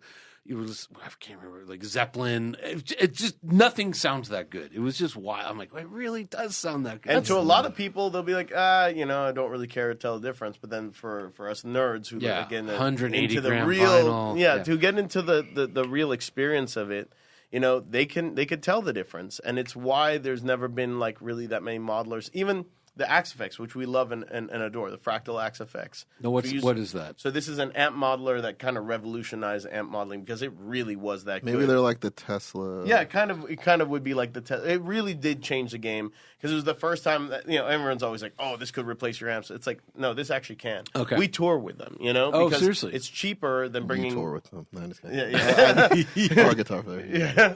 But Wait, you don't bring amps? well, we have them for stage sound, but it's actually more efficient and easier for our front of house guy to just take the direct signal from that. Oh my, are you Because serious? there's less mics on stage. And no one Makes in the it crowd That sounds can tell. so No one in the crowd- blasphemous to me. It is, and I tried to get an amp rig together, and I realized, man, I'm going to be adding so much work so that in my in-ears, I could get a 5% better tone. And out front, no one can tell the difference. And it creates all this work. It doesn't make sense. So there is an advantage. And that's why I'm saying this parallel is really interesting. But that's like the last frontier, because as a bass player, they were always trying to make me go DI. And I'm like, no, you mic me like you mic the guitar cabinet. Right. You know, and they're always like, no, we run bass direct. You may sound worse for it because of the mic bleed and all that kind of stuff. 100%. You know? I've ruined albums I've been on by being like, you know, stick in the mud. But you're running your guitar DI essentially. Yeah. Insane. No, we've been doing that for a long time, and people wouldn't know. And in any case, it's going through the PA. So this is what I'm talking about. This is a very good parallel. The Axe effects and a lot of modelers, they'll come out of the monitors, right? So it's simulating an already recorded tone. But what people don't like about it, and what they don't realize, what they like about a tube amp is that they're hearing it in the room. They're not hearing it mic'd up and then through the monitors. Sure. In fact, if they heard it mic'd up and through the monitors, it would sound almost exactly. It would be very hard to tell which is which. But the experience is different because one of them, the Axe Effects has no speakers. It's being plugged direct. You go direct in and out of monitors or headphones or whatever you're listening to, and that is a sound. That is like a finished sound. And what people want a lot of times, and they don't realize it, is the sound of an amp just in a room, just jamming. And that has a very raw, kind of real sound. And that would be kind of the difference between driving a GT3 and like an EV that's got GT3 coming through the speakers. You know? If I make an observation, because I feel like there's 4 parts to this puzzle, and you guys got 3 of them. But let me just test you. Have you guys ever driven an old, like, what's the oldest sports car, supercar you've driven? Good question. I drove Will Benedict's was a G-body 911. Okay, so I drove a 70s. 2002. That one that Dorian turned into a race car. Yeah, I drove that at early 70s. I mean, Oldest.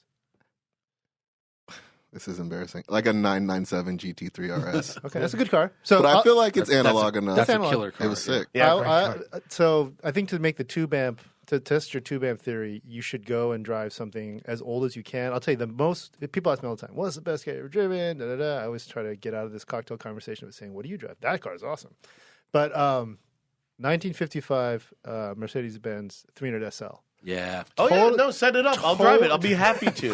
Anytime. But totally scrambled my brain about what a modern GT or what a modern sports car should be. Because you talked about, like, you know, I had my 488 experience. I love that car. That was when it was our best driver's car. I drove it. That was a fake Ferrari. I don't know, but the thing is, I drove it back from 800 horsepower. Well, I drove it from Laguna Seca back to LA, which is a 6-hour drive. And, you know, by halfway through, my back hurt. I was like, oh, you know, and I love that car. I was like, this is great.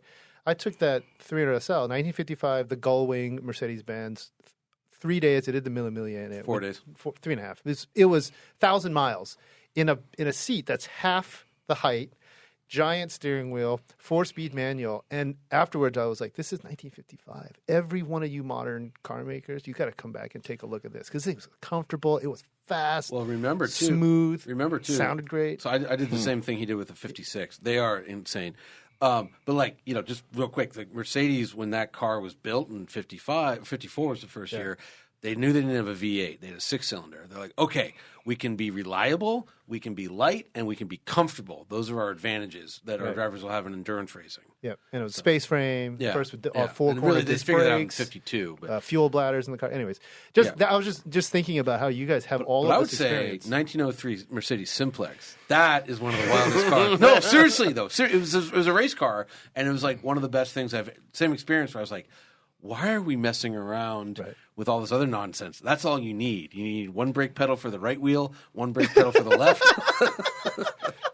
It has a brake pedal on either side of the throttle. I might pass on that. No, it was great because when you're turning, you just hit the pedal you need to. It was amazing. And only rear brakes, no front brakes. We're running a little short on time, so I did want to get this one up because Tosin brought it up about AI and just talking about, and we just had this conversation about the digital, your input output on stage. It's very topical right now in this moment. Are you guys, you're musicians, you're creators, you've been producing music digitally, you're sharing it digitally, I imagine, right? Most of it's now downloads and Spotify and this and that, right? Are you guys at all concerned about AI, about ChatGPT 6 making you guys irrelevant? You started, I read in the Wikipedia page, you guys got together, you did the programming on Animals as Leaders first time, the drum program, right? So Yeah, so drum programming, you produce the whole produce thing, it, right? yeah. But drum programming has been around for a long time. EDMs now is totally a whole genre. Are you guys concerned at all? Like, hey, we uploaded a bunch of your albums.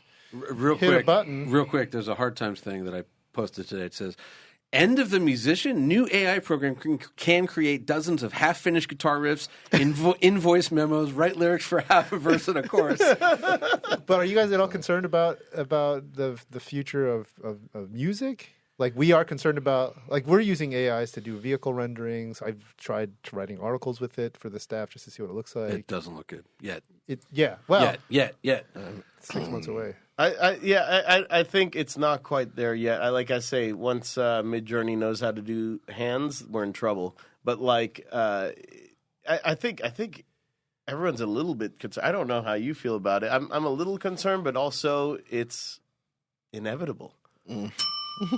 There's not, and that was the most serious one, because what are you gonna do about it? Like what? Well, like there's literally we become pets. Like I remember hearing Sam Harris say this years ago, where he was like, "We're way past the point of like, should we do anything about this? This is already that point is long gone." And that was years ago, and now it's just in the public domain. You know, this was back when it was, I guess, just tech companies messing with it for their own purposes. And now that it's public domain, and now that there's an incentive for it to get smarter and it's fun and whatever, we're kind of in the Black Mirror episode. We got the of Tupac this. hologram already. Was on stage, right? Now what are you singing? I mean, Tosin, what do you feel? I think it's hard to predict the scope of impact that this stuff is going to have. And I think it's going to be so impactful that they're already trying to pause, like, at least GPT-4 for at least half a year so they can get ahead of basically safeguarding it preemptively. Because if you respond to what they assume is the AI risk, like, your response will be irrelevant. Right. And so it is already impacting so many creative fields, and I think the fear of AI used to be in like automation and, you know, labor saving tech, right? So mindless drone work. Kind of yeah. stuff, right? Now it's like, I'm a radiologist, but this AI can identify tumors better than me, or like now, you know, I'm, you know, whatever. So generative AI, which is also wasn't really part of the conversation, right? So it creates stuff. Yep. You guys probably are thinking about this. I mean, I don't know, as far as like, you know, write an article about the lineage of this car. I did that. I said, okay, I bought ChatGPT, whatever it's called, and I was like, and it wrote an incredible intro paragraph. It was, you know, but then it could not describe why a manual Supra, that was the car I picked, like, was so great to drive. It was cliche ridden.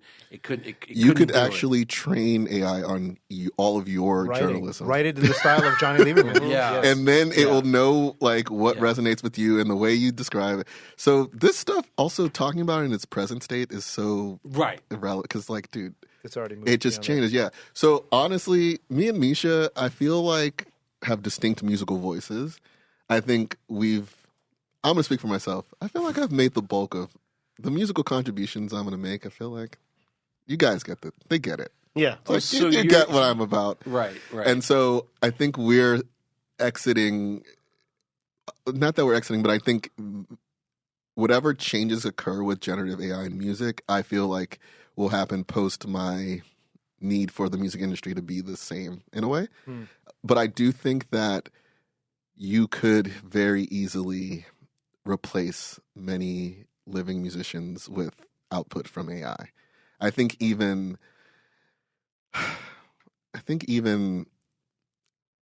how do I put this?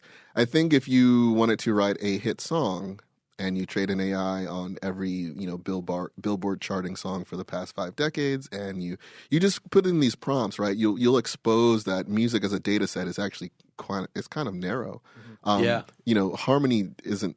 We don't appreciate all harmony the same way. When he was talking about an engine, it makes sense to us because there are certain notes when put together, they hit our brain in a certain way. Right. Not all notes are created equal. So when we're writing, and you're talking about the Beatles, it's like they're doing things that people respond to because they are coaxing out a type of order out of like, there are musical choices you can make, and they're not as like myriad as one would think, if that makes sense. It's like right. a 5 chord likes to resolve to a 1 chord. Like that's just kind of a built-in. It's like it's psychological. So you could train the AI on what works and what people want to hear, and it would probably be more effective. And then also you could train it on us because we have distinctive styles. So there'd be things that we do, but again, in the grand scheme of things, it's not that weird. So it'd just be these little differences. Well, it's not that infinite. Like, I think we have a sense of, take your personality, like, take your vocabulary. You don't perceive it as fixed. You don't know how many words you know. You don't know that when you make sentences, maybe there's a fixed amount of adjectives you would use, and there's a sentence length, all this stuff. But this is data. And when you're talking about things that are using data sets in the hundreds of billions or whatever is happening, you'll realize that maybe human creativity is kind of narrow. Yeah. And I just don't think intuitively we connect with that. And so we feel like there's a magic going on with human We're creativity. looking at it like this, Yeah. basically. Yeah. Well, there's also just not to expand this because I think we are getting close to the end here, but like, there's a evolutionary component to music where like it hits the same part of our brains that like religion hits. And it's like the people that didn't like music and couldn't follow religion, they just never reproduced for whatever reason. And so like, there is an infinite amount of like sounds possible, but what we find like, oh, that's a third, that's a fifth, that's why atonal music never really catches on because like, it doesn't do anything for your brain. Your brain's just like, oh, that's static. It's not all created equal as far as value is concerned. So I don't have an answer to your question, and That's good. It's all happening. Yeah. I mean, I even saw a generative AI try to make like car chassis and frames, and it was just iterating all these novel, make the lightest weight, car chassis you can, sort of thing. Well, so what does this mean for design? Like, there's a company doing that, Zinger, down the They're street. Divergent 3D. They're doing the additive manufacturing, 3D printing essentially, and the parts that come out of it look like alien technology. And they just say like, okay, look, it's got to do this. It's got to be this strong. It's got to fit in this space. Make it as light as possible. If you need to invent new metals, while you're coming up with this, feel free. So they have like over 70 new alloys that the computer came up with. Which is insane. So maybe part of the inability to answer this question is that it might be a new paradigm of what we consider to be a songwriter, and what it is that they're really good at prompting an AI to generate music. So to your question, like Johnny did, he's early on exploring generative AI for his story. Before that, we started last summer in using Midjourney. 2 versions ago at this point to do vehicle renderings. Like, hey, we said one of our first prompts was like, imagine a Corvette SUV. And the article did really well. The illustrations were really good. Midjourney's $30 a month subscription. We got like 10 angles, 10 different shots. If we had to pay for that would have about probably $5,000 for us to pay a human illustrator and take about 2-3 weeks at a rush job. That was 30 seconds to pick. That's insane. And then the thing is, we wrote the article. We disclosed that it was an AI that did it. Nobody cared. They loved the images. They're like, wow, I wish Chevy would build this. This thing looks rad. Ooh, I couldn't wait. This is better than anything Chevy's designed. We were like, okay. That right there is why this is, and I won't even say it. You can just hit the bell. Like, all right? Right. I remember people saying, like, what will be the next thing that the internet was such a big shift, such a big paradigm shift, and it just changed the nature of everything. And I forget who said it, but they said that it's kind of like a time compressor. It basically just makes everything happen so much faster. Like, if you really look at the internet's effect on it, what's the next thing that's going to do that? And it's very clearly going to be AI. So in the same way that in, 1994, 95, you couldn't predict all the tendrils of the internet and what it would affect. And I had this conversation with younger people all the time where I'm like, there was a time, like, if you're going to buy an airplane ticket, there was a time, I don't know how I did it, but I bought tickets to go somewhere without a computer. I don't remember how. Yeah. but there was like a building you went to or something. Dude, try telling people how driving around in LA without nav using a Thomas guide. Yeah. Like we there's a book of maps that would come out every year, and you turn to the page and you just keep turning, and you would try to navigate that way. Right. But what, what you said was really interesting though. You said maybe future musicians are just really good at asking Tosin, prompts. 22. Tosin, sorry, it was.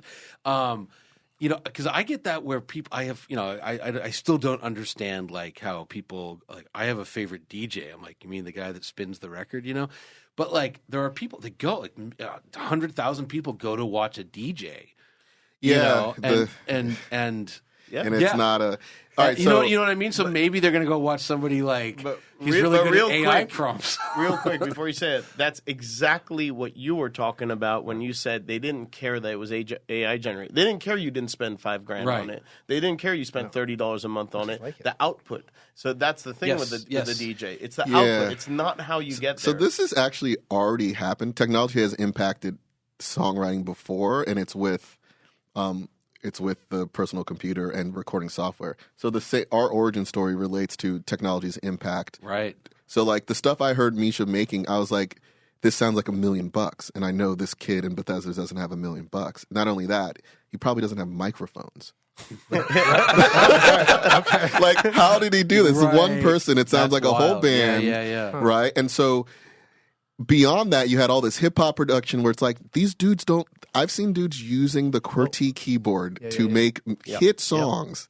And it's like, imagine you're a freaking concert cellist. You're like... Right. You're like, oh. So you remember you gave Reggie Watts, you gave him that pedal? Yep. And he... I blew my mind. Like I don't know. Reggie's a genius. I don't know if you know that song, the band Tomahawk. Yeah. But he like screwing around wrote it. If it was on the new Tomahawk album, I'd be like, wow, that's a great Tomahawk song. Yeah. Like just playing with your pedal. I'm glad you can. This is great. You guys all team up. You guys brought up. So you bring up Reggie. We had Reggie here. He was our first guest, right? And then we had him out for you couldn't join. We did a comparison test. It was a M5CS, CTSV Blackwing, and the AMG GT63. Oh, yes, man. you got to drive those cars around. He protects his hearing. He protects it very assiduously. He was like every time we got in the cars, he made sure to put the. Do you guys do that? Do you guys? No, I raw dog it. He's also into gizmos though. That guy has he's like bionic. Everything. He's He's awesome. very forward thinking. Yeah. Okay. No, I also don't really protect my ears as much as I should at shows and things like that. I'm stupid. Okay. That's what they call All it. right. So I wanted to close out here. These are all over the map. That last question I asked about AI's autonomous influence in music, that came from our newest side, this guy Matt Chudzinski, who also he's a big fan. He's like, this is totally unrelated. I don't know if you want to ask it, but he wants to know why you guys are always interviewed together. Oh, like he's like, I rarely see them apart. I'm just curious. Like, is Batman and Robin? I didn't know that we were. So, I feel like we do tons of interviews alone, but okay. But you're obviously very close. We're very close. We've known each other a long time. We kind of. It's weird how our bands just sort of like kind of group parallel. I think because Misha's kind of like a silent member of my band in a lot of ways. Like he's been, at the helm for a lot of our recordings. So I think that he's always going to be part of the conversation when it comes to animals as leaders. And then this shared interest of cars also, maybe it's novel. I don't know. I remember it used to be a thing that if you were like a rock star or whatever, you totally had you had some sort of Ferrari. You had a thing or something. Yeah. Yeah. I drove Eddie and Alex Van Halen's Ferrari, Yeah. So So anyway, I think it's our shared interest and the fact that we've worked together so much. Okay. Yeah. And then I was just curious. I meant to ask you when we were talking about your parents and your origin stories. Do you know where did your musical ability come from? Because you're both self-taught. So just mom or dad, anything, anyone in your family? Where's this? My dad is tone deaf. Doesn't listen to music. And my mom is musical, but she grew up in a very poor family. She always wanted to play violin. I think like vicariously got to explore that with me. But supposedly I was like at a friend's place when I was like 3 or 4, and I just sat at their piano and figured out Twinkle Twinkle Little Star or something. And they're like, oh, like he seems to have an interest in the piano. I think I've always had a strong ear, but I don't know where that comes from. But your brother is a musician Actually, too, right? my sister is an incredible opera singer, and she's a great musician as well. she just didn't pursue that. But yeah, my brother is a musician. Yeah, it's weird. All three of us are Interesting. are very, very musical. There was a lot of, I guess there was a lot of music around. I think my mom really wished that she had the opportunity to get into music. But it was instruments I didn't want to learn. I didn't want to learn pianos. I wanted to learn drums and guitar always. Right. And they were very much against that. My mom wanted me to take piano lessons, but I think that was embraced a little bit. But I've always had a bit of a strong ear. I don't know why. Yeah, at a point it's hard to answer. I know I got curious about, guitar and music at a point. My brother played drums and my other brother played bass, so at a point we were all playing instruments. I stuck with it. But your parents, no? No. How old were you when you picked up a guitar? 12. Okay. But dude, I think it's just I don't know if it's like a general intelligence / general curiosity thing, but I remember being obsessed with like roller hockey or skateboarding or like, BMX so it's just like this fixation on things that like evolved. I was obsessed with like Marvel, then I got into science fiction and I got like, there's all this stuff and, music just became another repository, I think, for this. But I also feel like maybe I'm really responsive to the effect music has. I noticed when I was young, certain songs like gave me energy or made me happy, or there was this thing that I found really, I just didn't think deeply about it. But then being on the other end, being able to manipulate other people with notes and rhythm is like really, there's like it's a worthy fixation. Maybe you're digital natives. Yeah. None of them like my music. Even better. I like your music. Yeah, well, you're married, so. Exactly. Actually, that was one of my questions. Just, what are your fans? What's your average fan look like? What's the? Oh man. I'll put that on you, dude. I had an Where's he from? All right, so. I looked at our demographics on Instagram. It'll tell you the breakdown. And, bro, it's like 96% male. Yep. That's like me. That's on my end. You're 96% male. No. My Insta. I mean, can I stereotype white guys? Except for when we're in Bangalore, India, or, freaking... Mexico is a huge... fan base for us. Oh. So there's something more universal than the culture, and even... I'd say what's more constant is that it skews masculine, but it actually isn't like. No, I would say masculine nerd. That's how it would skew. Wow, that's exactly my Instagram is 90. Actually, it's gone up. Long hair? 95.5. No, not even. It's like nerd metal. Like it's a lot of people in STEM. And a lot of people like to study to our music, and like it's really. So we did this camp. I think you've done it before, right? Like we did this like summer camp kind of thing. It's for the most intense fans. They pay a lot of money to be there, And I noticed that there was a lot of one type of person from that. It wasn't really like a racial demographic, and it was mostly men, but they were all like nerds. and I say that as a nerd. I was like, "Oh, you're my people." My people. Like, my ex called me the king of the incels. It's like, oh, you're like. You guys were fighting. That's why. That's sort of. She was mean though. So. But that's sort of not pretty and mean. It's not untrue. That's not your favorite untrue. Okay, yeah. I only got two more questions. No. Go ahead. This is great. Okay, these are my bite. Okay, my last two questions. Yeah. I thought this is great. What do you listen to when you're driving? Podcasts. Oh, well, I don't listen to music. What kind of driving? Okay, that was the second question. Cruising, or when like if you're ripping up Angela's crest. If I'm on the crest, I don't listen to anything. Okay. I listen to the engine noise, the tires. I'm like, I've got a little situational more grip. awareness. Yeah. I want to hear the tires chirping and things. All right, like cruising, that. then cruising. Going to Alaska. Cruising like that. Cruising. I listen to a lot of podcasts and a lot of like. Yeah, just like so people this is why talking we about get stuff. along. I never listen to music. You guys are nerds. Just Really? podcasts. Yeah, we are. Yeah. Well, We are. I don't know. Music, for whatever reason, it makes it feel like the drive is taking longer. I think I have such an analytical mind. I start to like break down everything, and it's a very active process. And podcasts can sometimes do that, but I feel like I'm learning something, whereas it's just an exercise in just maybe even torture, just like breaking apart trying to figure out how the sausage is made, and I can't turn that off. And I'm jealous of people who can listen to music passively, just See, sort of enjoy it. I can't even listen to music when I'm working, when I'm writing. Right. Yeah, because your brain is like. I'm like, oh, it's just distracting. Yeah. Okay. I will listen to music sometimes. I think there's phases, and lately it's been I don't go to put on music even when I'm driving. I want to hear a 3-hour conversation between two experts on something. Yeah. Okay. So then, what's your favorite podcast? I listen to a lot of Formula One stuff. I'm listening to now. It was WTF1. Now it's P1 with Matt and Tommy. I listen to BBC Checkered Flag. I like Sam Harris a lot, so I'll listen to that if I'm ready to pay attention.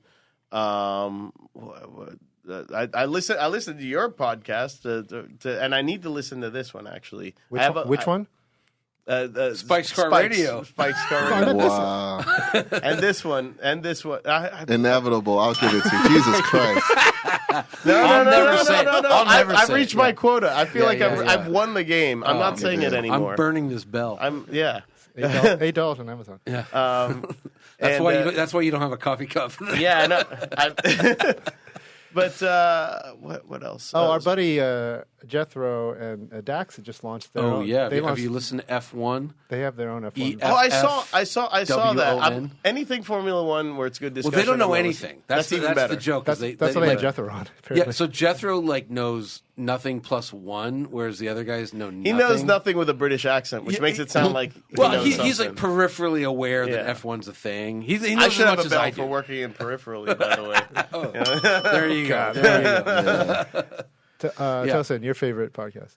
Aside from this one. I don't know. Yeah, aside from this one.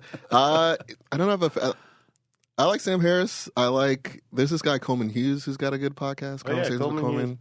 But I also listen to the Huberman podcast. He's like a I just Stanford, started following him on Instagram. No true crime.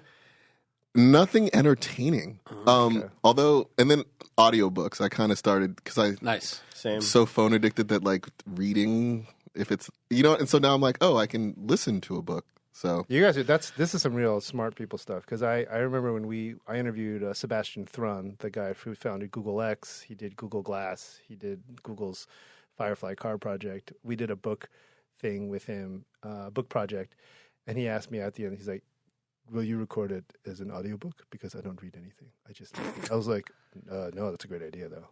So it's smart just because it's likely that people will consume it because they can consume it while doing other things. Yes. Yeah, I don't always have I have too many hobbies, I have too many things. So sometimes I look forward to getting in the car and having a drive. I was listening to a podcast. I'm gonna listen to an audiobook on the way back. I already have that planned, and it's my chance because there's always something else to do, and sometimes I don't have time to sit down and read a book. But I've been enjoying the audiobooks a lot lately. Okay. Yeah. Well, I think this might be officially the longest one.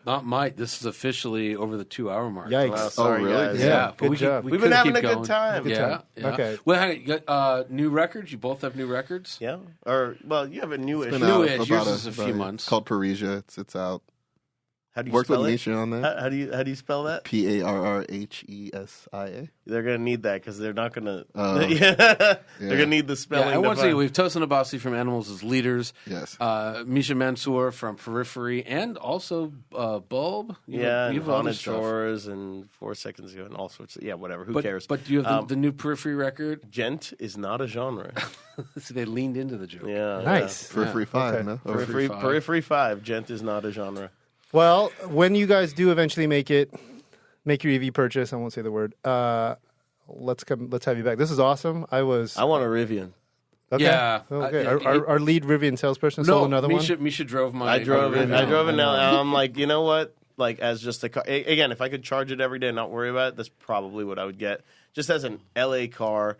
Don't have to worry about it. It's fast. It does everything. They just need to put CarPlay in it, and it'll be perfect. Another commission for Johnny. That's great. Yeah. I'm sorry. I thought that car. I just thought that car was great. No, I love it. Everybody. He's gotten a lot of people. He's done a lot of sales. I'm stubborn. If I didn't like it, I'd love a reason to disagree with Johnny. Right. I was gonna be like, yeah, it's not that great. He's literally wearing my watch. Yeah. that I designed. But I genuinely do think it's that great. And a good Will Benedict just bought it. Oh yeah, he bought a Rivian. Yeah, yeah. they are really good things. Do you have an EV? I have a work EV. I have a fake EV too. My wife drives a Porsche Cayenne plug-in hybrid. Yeah, it still 14 counts. Herman got 14 one of miles those. of Yeah, EV. exactly. There you go. That's nice. So Perfect for the commute. filled it up 4 times. I drive a 918 Spider as an EV. Yeah, there you go. That I like counts, it. right? Or the Revuelto. Yeah. Is that an EV? Does that Johnny, when you that get barely, one of those barely to counts. don't review, worry. please Don't- give me a yeah, call. Yeah. I'll come. Trust me, Misha's I'll be like, Misha follows me around on photo shoots. yeah. I'll be following around for that. Yeah. But Well- yeah, for sure. This was awesome. This was This fun. was a lot better than I thought it would go. Because He was very nervous. I was like, She's I don't like- know anything about this topic. So you guys, You are must very be you must be recently single, Tosin. Actively single. you guys have been very generous explaining Yeah. all this stuff and also with your time. So. You did a great. These are great questions, actually. Yeah, I very had a good great questions. time. Yeah, Thank yeah. you for having us on Yeah. The Inevitable. Woo! Ding, ding, ding.